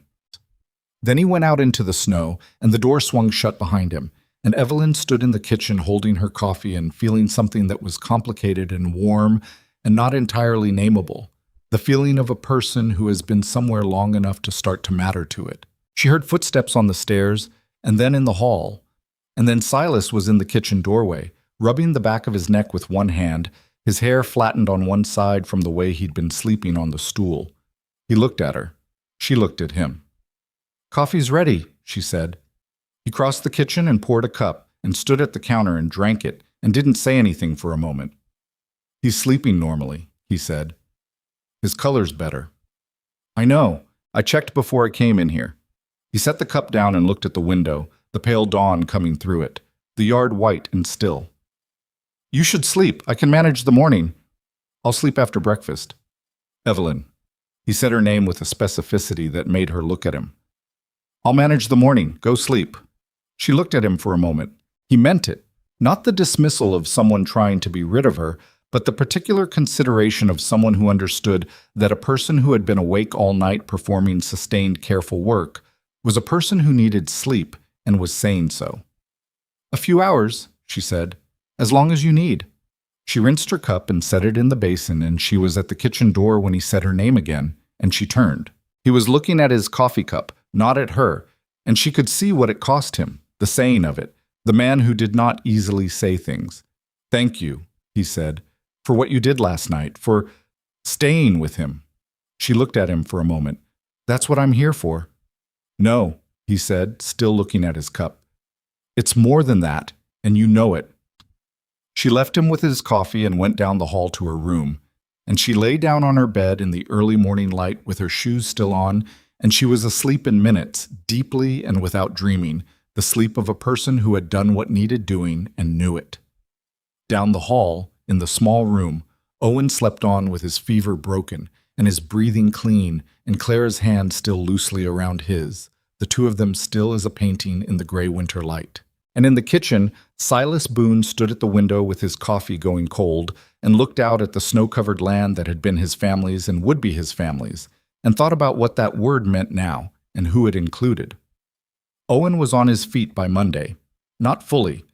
Evelyn kept him inside and near the stove and off his feet as much as a 6-year-old could reasonably be kept off his feet, which was imperfectly, at best. By mid-morning, he was sitting at the kitchen table with his carved horse and a piece of bread with apple butter, color back in his cheeks, the fever brightness gone from his eyes and replaced with the ordinary brightness of a boy who felt fine and was therefore puzzled by the ongoing restrictions being placed on his movements. "Can I go to the barn?" he asked. "No." "Just to see Smoke." "Smoke will be there tomorrow." He considered this. "What if he misses me?" "James is with him." "He won't miss you today." Owen looked at this from several angles, found no successful argument, and went back to his horse carving with the expression of a boy accepting terms under protest. Evelyn kept one eye on him while she worked, the way she'd been keeping one eye on him since Saturday. Not anxiously, but with the sustained peripheral attention she'd developed over weeks of managing this household. The awareness of where each child was and what they were doing that had become, without her quite noticing it, as natural as breathing. The house felt different after that night. She couldn't have said precisely what changed and what didn't because nothing changed in any way you could point to directly. Silas still ate breakfast at the same time and said the same short, functional grace and asked the same questions about the fence and the horses and the week's work. Martha still came on Tuesdays and Thursdays.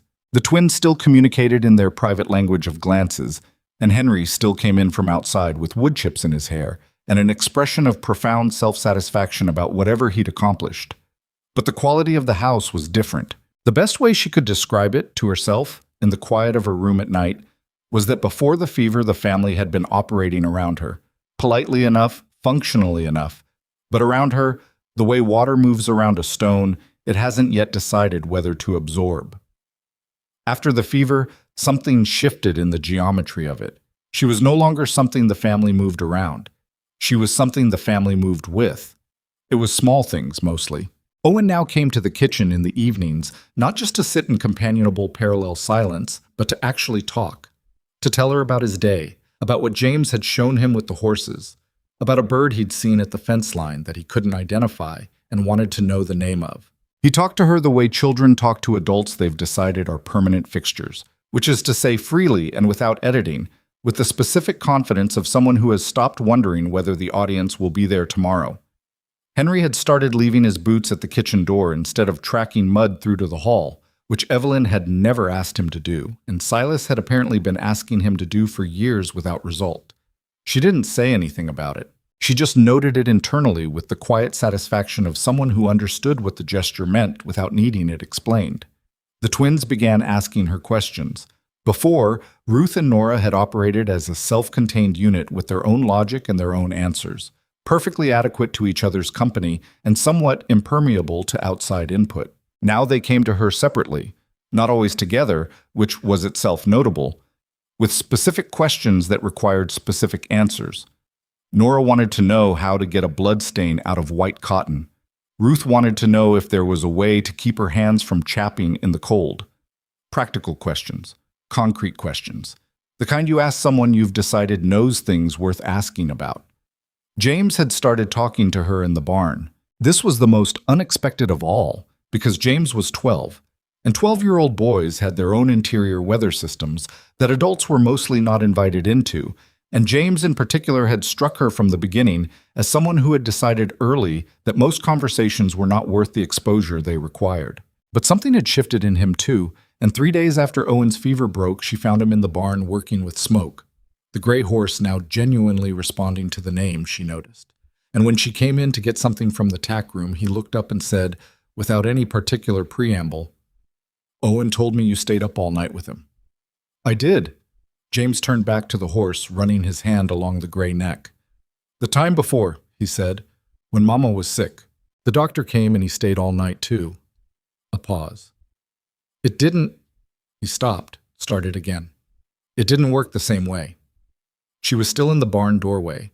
She didn't move closer because she understood that whatever James was working up to, he was doing it from the safe distance of looking at the horse rather than at her, and that was the distance he needed.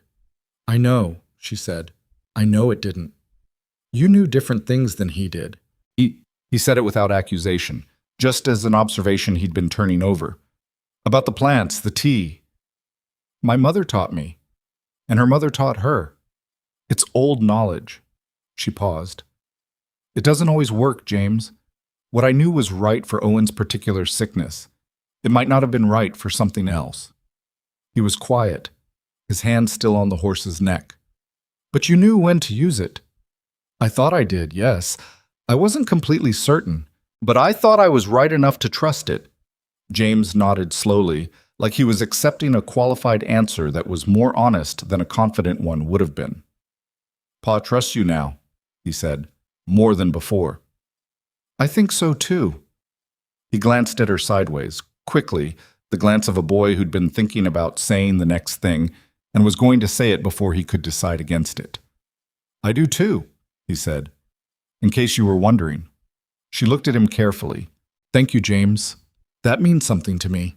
He shrugged with the exaggerated casualness of a boy who had said something real and needed to immediately minimize the exposure. "Smoke's been better this week, less shying. That's good. I think it's the name." He said it seriously, without irony. "I think he needed to know what he was called." She thought about what she'd told him weeks ago at the fence line. Animals work better when they know who they are. She hadn't expected him to hold on to it. She was finding that children held on to things you didn't expect them to. Clara came to her on Wednesday. It was late afternoon, the light already going flat and gray the way November light did by 4 o'clock. And Evelyn was in the kitchen starting supper when Clara appeared and stood at the counter and didn't immediately say anything, which meant she was working up to something. Evelyn kept chopping the onions and waited. "I owe you an apology," Clara said. Evelyn set the knife down. She turned to look at Clara because this deserved direct attention. "When you first came," Clara continued, her voice controlled and careful, the way it was when she was saying something that cost her. "I decided you were temporary. I decided you'd go like the others went, and there was no point in making room for you." She paused. "I was cold. I know I was cold." "You were protective," Evelyn said, "of your family, of your mother's memory, of the position you'd held here." She kept her voice even, without the softening that would have made Clara feel managed. "Those aren't small things, Clara. You weren't wrong to protect them. I was wrong about you. You didn't know me. I didn't try to." Clara's jaw tightened slightly, the self-criticism of a person who held themselves to a high standard and knew when they'd fallen short of it. "You've been here 3 months. You stayed up all night with Owen. You fixed Henry's window. You mended Mama's dress." Her voice changed slightly on the last thing. "And I gave you nothing but cold shoulders and territorial kitchens." Evelyn was quiet for a moment. "You told me where the lamp oil was," she said. Clara blinked. "What?" "That first night, when we talked in the kitchen, you told me the lamp oil was behind the canvas in the storage room." She held Clara's gaze. "You didn't have to tell me that. It was a small thing. But it was the first time you chose to help me instead of wait for me to fail, and I noticed it." She paused. "You've been making that choice more often since then. I've noticed that too." Clara looked at her with the slightly stunned expression of someone who has been seen more carefully than they expected. "I'm not asking you to call me anything you're not comfortable calling me," Evelyn said. "I'm not trying to be your mother. I don't think I could be, and I don't think you'd want me to try." She picked the knife back up. "But I'd like to be something, whatever makes sense, if you'll let it." Clara was quiet for a long moment. She picked up an onion from the cutting board and a second knife from the block and started chopping beside Evelyn without being asked, their elbows almost touching at the narrow counter, and the kitchen filled up with the smell of onions, and neither of them said anything for a while. She would have liked how you did the herb garden, Clara said eventually. You said something like that before, about her liking me. I know, Clara kept chopping. I keep thinking it and saying it, which probably means it's true.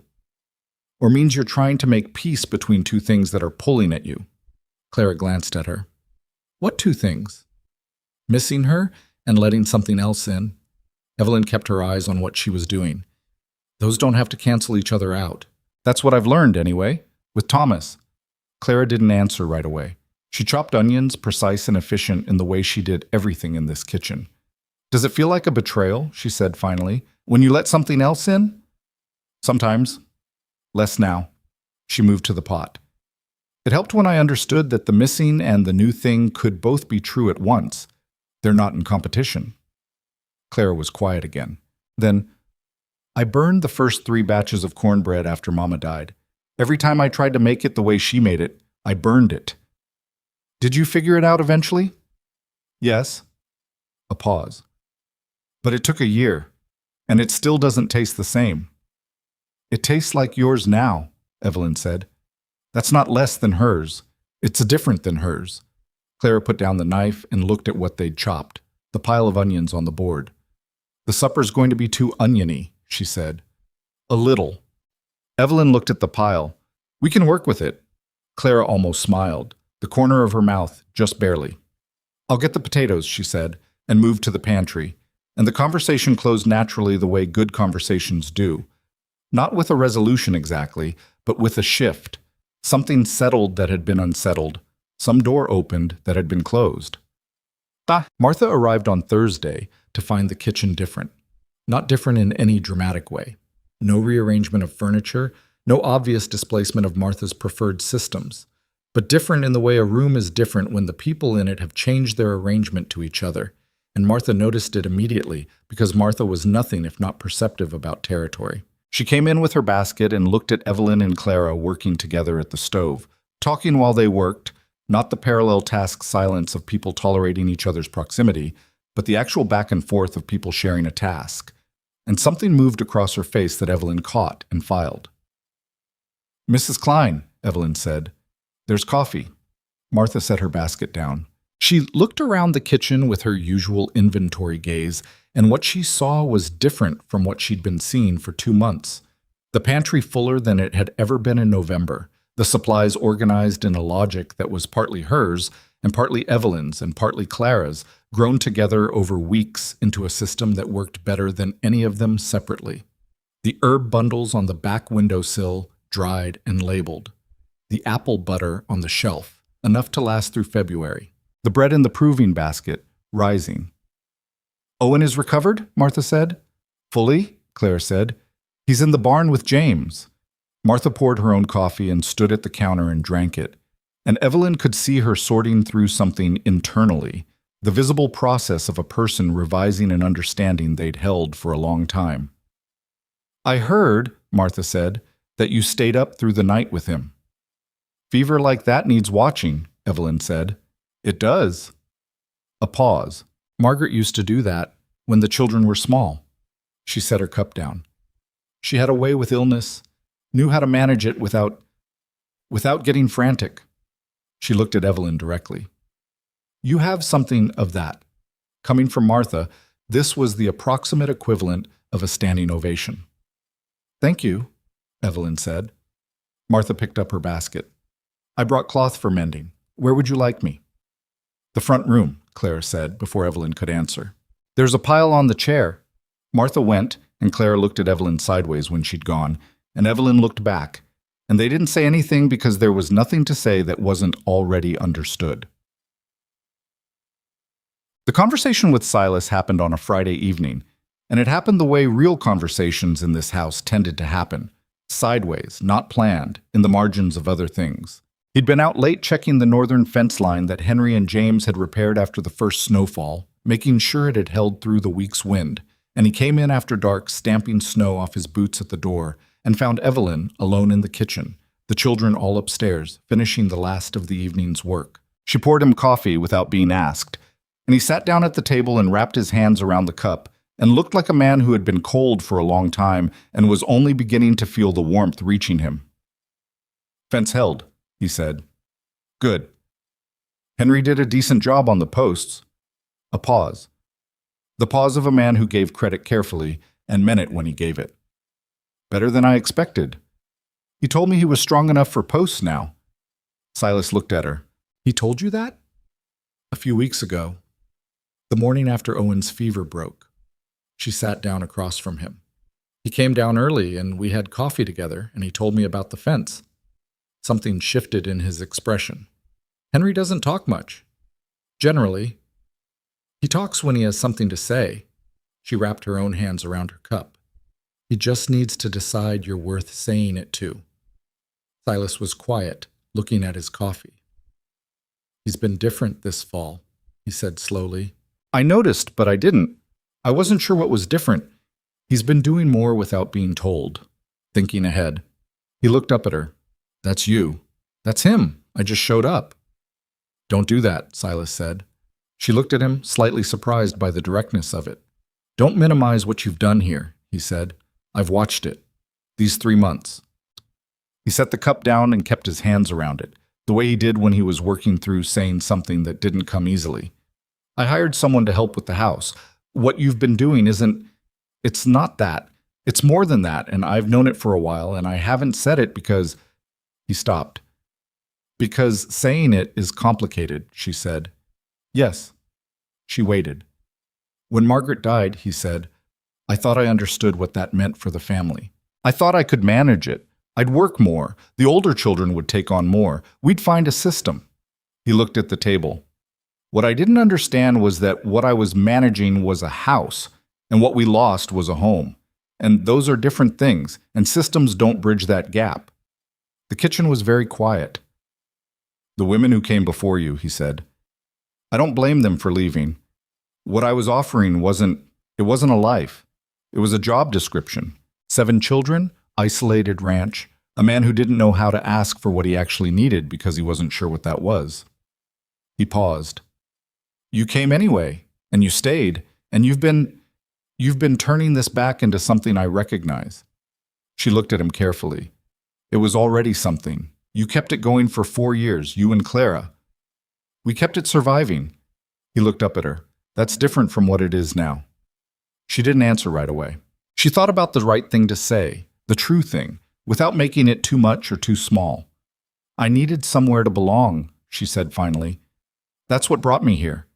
And what's kept me here is that this place, these children, they've given me that. So it's not..." She held his gaze. "It's not a gift running one direction. It's been two-way from almost the start." Silas looked at her for a long moment. The lamplight was low and the kitchen was warm, and outside the Montana winter was doing what Montana winters do, which is be serious and sustained and completely indifferent to the small, warm arrangements of people inside houses. But inside this house, in this kitchen, something was being said between 2 people who had both learned the hard way that most things worth having came at a cost, and neither of them was pretending otherwise. "I'd like you to stay," he said. "Permanently. Not as... the arrangement as it stands, but..." He paused, and she could see him working through the language of it. The man who had written a brief, precise, warmth-free advertisement and put it in a newspaper because he could not find any other way to ask for what his family needed. "I'm asking if you'd consider making this official, a real marriage, whatever that means to you, however long that takes. I'm not asking you to pretend anything." She looked at him.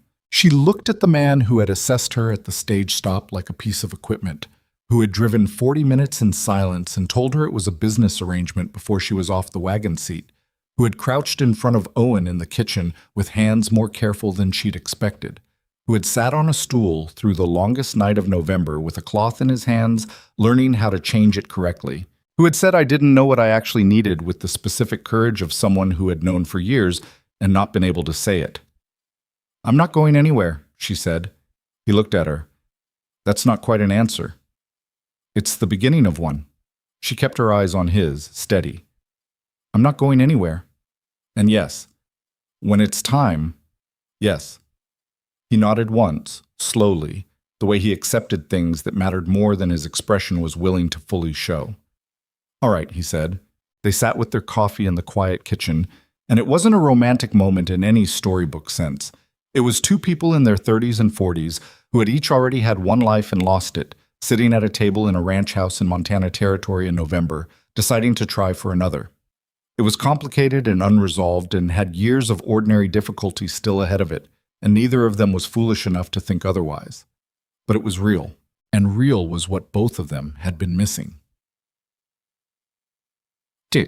Owen found out before anyone else, the way Owen always found out about things before anyone else, by the simple mechanism of paying attention to everything. He came to Evelyn 3 days later while she was in the herb garden, what was left of it visible above the snow, the dried stalks she'd left deliberately so she'd know where things were when spring came, and stood beside her with his hands in his pockets and his breath making clouds in the cold air. "Are you staying?" he said. She looked down at him. "Yes." He nodded with the gravity of a 6-year-old processing important information. "Like forever staying?" "That's the plan." He looked at the garden.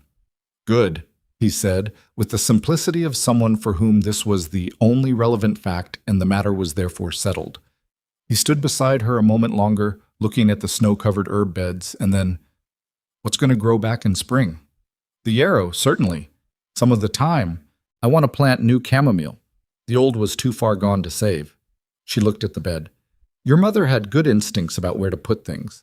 I'm going to follow what she set up as much as I can and just fill in what's missing." Owen thought about this. "She'd probably like that," he said. "Someone finishing what she started." Evelyn looked at him. 6 years old, with his father's pale memory in his dark eyes, and his mother's garden at his feet, and absolutely no awareness of the weight of what he'd just said. "I think so too," she said. He pulled one hand from his pocket and held it out, and she took it, and they stood in the winter garden together until the cold pushed them inside. Martha came on Tuesday, and the kitchen was different again. And this time what was different was that when Evelyn and Clara were both in it, working, Martha came and found her spot at the table and worked on the mending she'd brought without anyone negotiating it, and without the atmosphere of territory and contest that had marked the first month. It wasn't warmth between them. Evelyn didn't expect warmth and wasn't disappointed by its absence. What it was a working arrangement between 3 women who each brought something the others didn't have, and who had decided, not in words, not in any formal way, but in the accumulated small decisions of weeks, that the house was large enough for all of them. Martha knew things about this family that Evelyn would spend years learning. She knew which child got nightmares and thunderstorms, and which had once been terrified of horses, and which had a tendency to hide uneaten vegetables under the table edge. She knew where the loose board on the back porch was, and what the chimney did in a south wind, and how long Silas could go without sleep before his judgment started slipping. Evelyn was beginning to understand that inheriting a family, even partially, even incompletely, even by the slow accumulated method of showing up every day, meant inheriting its knowledge too, and Martha Klein was part of that knowledge whether either of them entirely liked it or not. "The chamomile on the south wall," Martha said one morning, not looking up from her mending. "Margaret started it from seeds her mother sent from Ohio. If there's any root left, it comes back." Evelyn paused what she was doing. "Where on the south wall exactly?" "Against the fence, right side." A pause. "She said Ohio chamomile was stronger than the wild kind." "It often is," Martha stitched. "I can show you where she kept the seeds she'd saved, if there are any left. I know where the tin was." "I'd like that," Evelyn said. Martha nodded, the small, efficient nod of a woman settling something in her own mind. She went back to her mending. The kitchen held all 3 of them. Martha at the table, Clara at the stove, Evelyn at the counter, and the morning went on. Henry found her on a Sunday afternoon. He'd been splitting wood, which he did now with an efficiency that still slightly surprised her. The boy who had carried wood in somewhat resentfully 6 weeks ago, now attacking the woodpile with the focused satisfaction of someone who had discovered competence and liked it. She'd gone out to the woodpile for an armload and found him there, mid-swing, and he finished the split and set the halves aside and looked at her. "Pa's different," he said. She picked up pieces of wood and stacked her arm. Different how? Less, he considered. Less like he's carrying something by himself. She didn't say anything. He smiles more, Henry said. Not a lot, but more than before. He picked up the axe again. I wasn't sure I'd like it. Someone else being here. Changing things. And now? He split another log with the clean crack of dry wood. Now I think it's okay. Dikis, bakish ko pore. He said it the way he said most things that mattered. Shortly, plainly, with no more decoration than required. You don't try to be something you're not. She held the wood against her chest and looked at him. What do you mean? Some of the women who came before. He set up another piece. They tried too hard, acted like they already knew everything about us, like they could just... He made a vague gesture with the hand not holding the axe. Step in. Like it was simple. It's not simple. No. He swung. But you knew that. You didn't pretend it was simple. He stacked the split pieces. You just showed up every day and did stuff. She looked at this boy, 10 years old, compact and serious, with his father's jaw and his own particular brand of observation that he deployed mostly in private and only shared when he'd made a decision about it. Thank you, Henry. He shrugged with the magnificent indifference of a 10-year-old who has said his piece and considers the account settled. The wood inside is getting low, he said. I'm taking some now. I'll bring more in an hour. He did. 2 weeks into December, on a Sunday when the snow was falling lightly and the house smelled of pine from the wreath Clara and the twins had made and hung on the front door, Silas came into the kitchen while Evelyn was making the Sunday bread. He stood in the doorway for a moment watching her work the dough. The twins were at the table with a puzzle. Owen was on the bench with his horse. Lily was on the floor with Mabel the ragdoll, conducting what appeared to be a very serious conversation. He leaned in the doorway and looked at all of it. The children in the warm kitchen, the bread being made, the ordinary animated life of a Sunday morning. And his face had an expression she caught before he knew she was looking. It was not a complicated expression. It was the expression of a man who had been afraid for a long time that he'd lost something that couldn't be recovered and was standing in the evidence that he hadn't and was not yet accustomed to the weight of that being lifted. She turned back to the dough. She didn't say anything. Ruth looked up from the puzzle. Pa, this piece doesn't fit anywhere. Let me see. He pushed off the doorframe and crossed to the table and crouched down and looked at the piece she was holding, and he turned it 3 ways and tried it in 2 places and found where it went, and Ruth's face lit up with the satisfaction of a problem solved. How did you see that? Ruth said. Practice. He straightened up. You have to look at the shape, not the picture. The shape tells you where it goes. Evelyn kept her hands in the dough and thought about that. Look at the shape, not the picture. The shape tells you where it goes. She thought about all the shapes of this fall, the fence line and the window pane, and the herb garden, and the dress with the mended seam, and the night Owen burned with fever, and the morning after it when she'd slept 3 hours and woken to a kitchen where everything was different. The accumulated shape of 3 months of daily showing up, of doing the work without waiting to be recognized for doing it, of letting herself be needed in small ways until the small ways added up to something larger. She thought about what this family had given her in return, the specific gravity of being necessary to people, of waking up in a house that was not empty, of Owen's hand in hers in the winter garden, and Henry's coffee cups on the counter, and Clara's shoulder working beside her at the stove, and the feeling, unlooked for and real, of a place that was beginning to belong to her the same way she was beginning to belong to it. The bread dough was right now. She could feel it, the particular elasticity, the way it pulled back against her hands with the right amount of resistance. She shaped it into the pan and put it to the side to prove and washed her hands at the basin and dried them on her apron. Lily had toddled over to Silas and was standing against his leg with Mabel pressed to his knee in what appeared to be an introduction. He looked down at her with the expression adults get when a small child does something that is both endearing and slightly baffling. This is Mabel, Lily said seriously. I know Mabel, he said. She likes you, Lily said. She's never told me that. She just decided. Lily held Mabel up for him to see from a different angle. This morning, she decided. He looked at the rag doll with appropriate gravity. I'll take that into account. Lily, satisfied, went back to the floor with Mabel to continue their interrupted conversation. Silas straightened up and caught Evelyn's eye across the kitchen, and something passed between them that had the quality of a shared private thing. Not romantic in any obvious way, but the specific warmth of two people who have gotten to the point where they can see the same thing at the same moment, and both know what the other is thinking without needing to say it. He went back toward his office, pausing in the doorway. "Bread smells right," he said. "It's not done yet." "I know." He looked at her. "It smells right while it's proving, too." He left.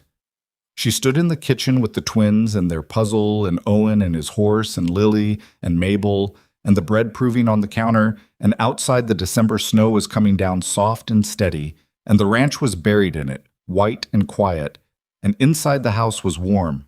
It was not a perfect house.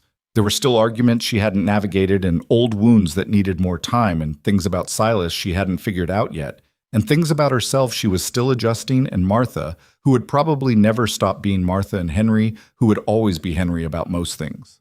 But it was hers. She was theirs. And the bread was going to be right. Winter settled over the Boone Ranch with the full committed weight of a season that meant business.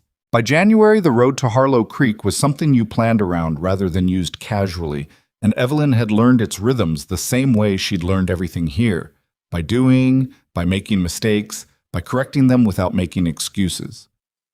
She let the fire in Henry's room go too low one night, and he told her about it the next morning with the directness he'd developed toward her, factual and without cruelty. She fixed it and didn't do it again. She burned a batch of preserves in February because Owen distracted her and she left the pot too long. She didn't try to salvage it. She tipped it and started over. And when Clara came in and saw the pot in the basin, Clara said nothing, which was its own kind of grace. She misjudged James once, badly. He'd been withdrawn for 3 days in late January, not his ordinary self-contained quiet, but something with an edge to it, and she'd assumed it was the internal weather of a 12-year-old and given him space. What she hadn't known was that the last week of January was the anniversary of Margaret's death. Owen told her in passing, "Mama died in January. James always gets sad in January."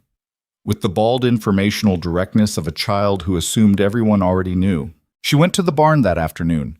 James was with Smoke, brushing him with long, steady strokes, his back to the door. "I didn't know about January," she said. "That was my failure." His hand kept moving. "You couldn't know unless someone told you." "I should have asked." A silence. "She died on a Thursday," he said. "I was the one who went for the doctor, 12 miles in winter, alone. I was 9. He stopped brushing. "It didn't help. I've thought a lot about whether it would have if I'd gone faster, if I'd known something different." She came further into the barn. "James, there are illnesses that no amount of riding faster can change. What happened to your mother was not a failure of yours, not in any way. You were 9 years old and you rode 12 miles alone, and that was an act of extraordinary love, and it was enough. The outcome isn't what measures the act." He kept his jaw set, the familiar Boone jaw doing its work. "I know that here," he said, touching his temple. "It just doesn't always get down to here." He touched his chest. "That's the work of years," she said. "Not months. Years. But it does get there." He nodded, the careful nod of someone storing something for later.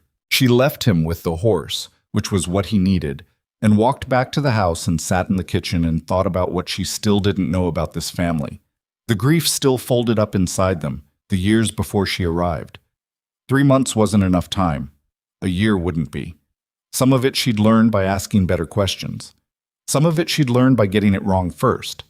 And some of it she'd never fully know, and that was the truth of entering a life already in progress. Boop.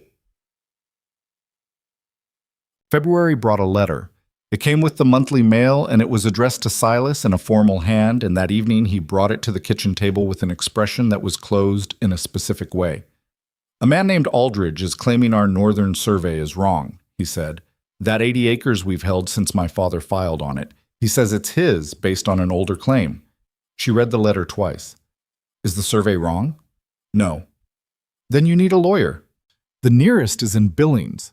"I know where the nearest lawyer is. You still need one." She set the letter down. "It's the North Pasture. You said it yourself. It's not negotiable. He looked at the cost of it in his head. She could see him running the arithmetic. I have money set aside, she said. From before. It would cover the travel. I'm not using your money. We're about to be married, she said evenly. I'm unclear on why that distinction matters. He opened his mouth, closed it. It was the first time she'd said the word married directly, and it landed between them with a weight they both acknowledged without naming. They wrote the reply to Aldridge's attorney that night at the kitchen table. She with the pencil, him with the facts, two people who thought differently and were building something out of the difference. It took 3 drafts and 2 hours, and it was good. The legal matter ran 4 months. There was a trip to Billings in March, a hearing in April, and a day in March when Aldridge's men appeared at the fence line of the northern pasture while Silas was away. Henry came and got her. She walked out to the fence and looked at the 2 men on the other side of it and told them in a level voice that they were on the wrong side of a legal boundary and she'd suggest they take it up with the court in Billings, where it was currently pending. They left. Her hands shook for about 10 minutes after, which she kept to herself. The claim was dismissed in May. Silas came home with the paperwork and set it on the table, and they looked at it together. The attorney said our letter set the right tone from the start, he said. Didn't give him anything to work with. We wrote it, she said. We wrote it, he agreed. Dasha. They were married in June, on the ranch, on a Saturday morning with the mountains holding the early summer light. The justice of the peace was a small, efficient man who understood that brevity was a virtue. The children were all present, Ruth and Nora with their wildflower wreath, Henry in his best shirt with his hands in his pockets, James standing beside his father and 3 inches taller than he'd been in September. Lily sat in Martha's lap, which had become, over the spring, Lily's preferred location during any significant occasion. And Martha had accepted this with the slightly bewildered expression of a woman who had not planned on being anyone's chosen lap and had become one anyway. Owen stood beside Evelyn, not because anyone placed him there. He'd simply come and stood beside her when the morning began to organize itself, and she'd looked down at him, and he'd looked up at her, and that was the arrangement. Calloway asked the questions. Silas answered them with the economy of a man who chose words for durability. Evelyn answered clearly, looking at the man beside her, this complicated, sealed, slowly opening man who had written her a letter about a business arrangement and turned out to be capable of much more than that, and who had not fully known it until something arrived that made it possible. Nobody is complete, she thought. Nobody arrives at a life already finished. The people who seem self-sufficient are often just people who haven't yet found the right circumstance to discover what they still needed. And the people who seem broken are often just people in the wrong place or in the right place too soon. She had needed this. The specific difficulty of it, the coldness of the beginning, and the long patience of earning her place, and the night with Owen's fever that had asked more of her than she'd had, and she'd given it anyway. You don't find out what you're made of in the easy seasons. You find out at 2 a.m. in November when a child is burning with fever and the roads are closed and all you have is what you know and how steady your hands can be. Owen reached up and took her hand. She held it. That autumn, on a Saturday afternoon when the October light was doing what Montana light does, horizontal and gold and making everything look deliberate, Silas found her in the garden. She'd been preparing the beds for winter, doing the accounting of a growing season that had been imperfect in all the specific ways growing seasons are imperfect and satisfying in all the ways that mattered. The chamomile from the south wall had grown strong enough to harvest in August. She'd dried it and put it up in labeled packets on the herb shelf beside Margaret's saved seeds, which Martha had brought her in October with the flat-voiced practicality that was Martha's version of an offering. Silas came through the gate and stood beside her and looked at the garden. It's different from when you came, he said. Almost entirely, except the south wall. That chamomile is your wife's. It came back on its own. It just needed someone to notice it was there. He was quiet for a moment, then, You came here with 1 bag. That's all I needed. That's not what I mean. He looked at the garden. You came with nothing by most measures, and in a year you made this into something I didn't know we'd lost until I could see it coming back. She thought about how to answer honestly. I came here needing something too, she said. I wasn't performing generosity. I was rebuilding. This is where it happened. She looked at the mountains. You gave me as much as I gave you. I need you to know that. He turned and looked at her. She looked back at him. The face she'd learned over a year of mornings and long evenings and one very long November night. Still, he said, I'm glad you stayed. You said that before. I know. A pause. It keeps being true. She looked at the garden, Margaret's chamomile against the south wall, the yarrow at the fence, the beds that would need tending every year for as long as anyone was here to tend them. This was what nobody told you about building a life. They told you about the big moments. What they didn't tell you about was the texture of it, the 10,000 ordinary mornings that were the actual substance of a life shared. The coffee made before anyone else was up, the window repaired on a Tuesday, the fever watched through the night, the seeds saved against spring, the bread that came out imperfect and fed everyone anyway. You showed up, and you kept showing up, and the showing up accumulated into something that became, eventually, the fact of you. Your presence woven into the life of a place until the distinction between you and the place became hard to find. She had been a widow in her sister's back room with a newspaper clipping and a letter to write. Now she was standing in her own garden in October with 7 children in the house behind her and a husband beside her, and one stubborn patch of Ohio chamomile holding on at the south wall. She turned toward the house. Owen's voice came from the direction of the barn. Some argument with James about the horse that had the rising inflection of a question wanting to be a demand. Supper, she said, and Silas followed her up the path. The kitchen was warm. Clara had the stove going. The twins were setting the table. Henry came in the back door with wood and left his boots outside because he always left his boots outside now. Lily appeared with Mabel, and the information that Mabel was very hungry, which Evelyn understood to mean that Lily was very hungry. 5 minutes, she said, and tied her apron and went to the stove. There was a time she would have told you she'd lost everything, and it would have been true. The house, the husband, the life she'd expected to keep building, all of it gone in the way things go when a winter is hard enough. What she understood now was that losing everything and starting over were not opposites. They were the same event viewed from different distances. You had to get far enough from the losing to see that the starting over had been there all along, waiting inside it. The way chamomile roots wait inside frozen ground, patient and dormant and not gone. You just had to be willing to get here, to take the stage line to the end of its route and stand in the unfamiliar dust of a place that wasn't yours yet and give it the time it needed to become yours. She had been willing, stubborn and willing, and not particularly interested in the opinion of people who had already decided how her story ended. Silas sat at the head of the table. He looked at her across the room. She looked back.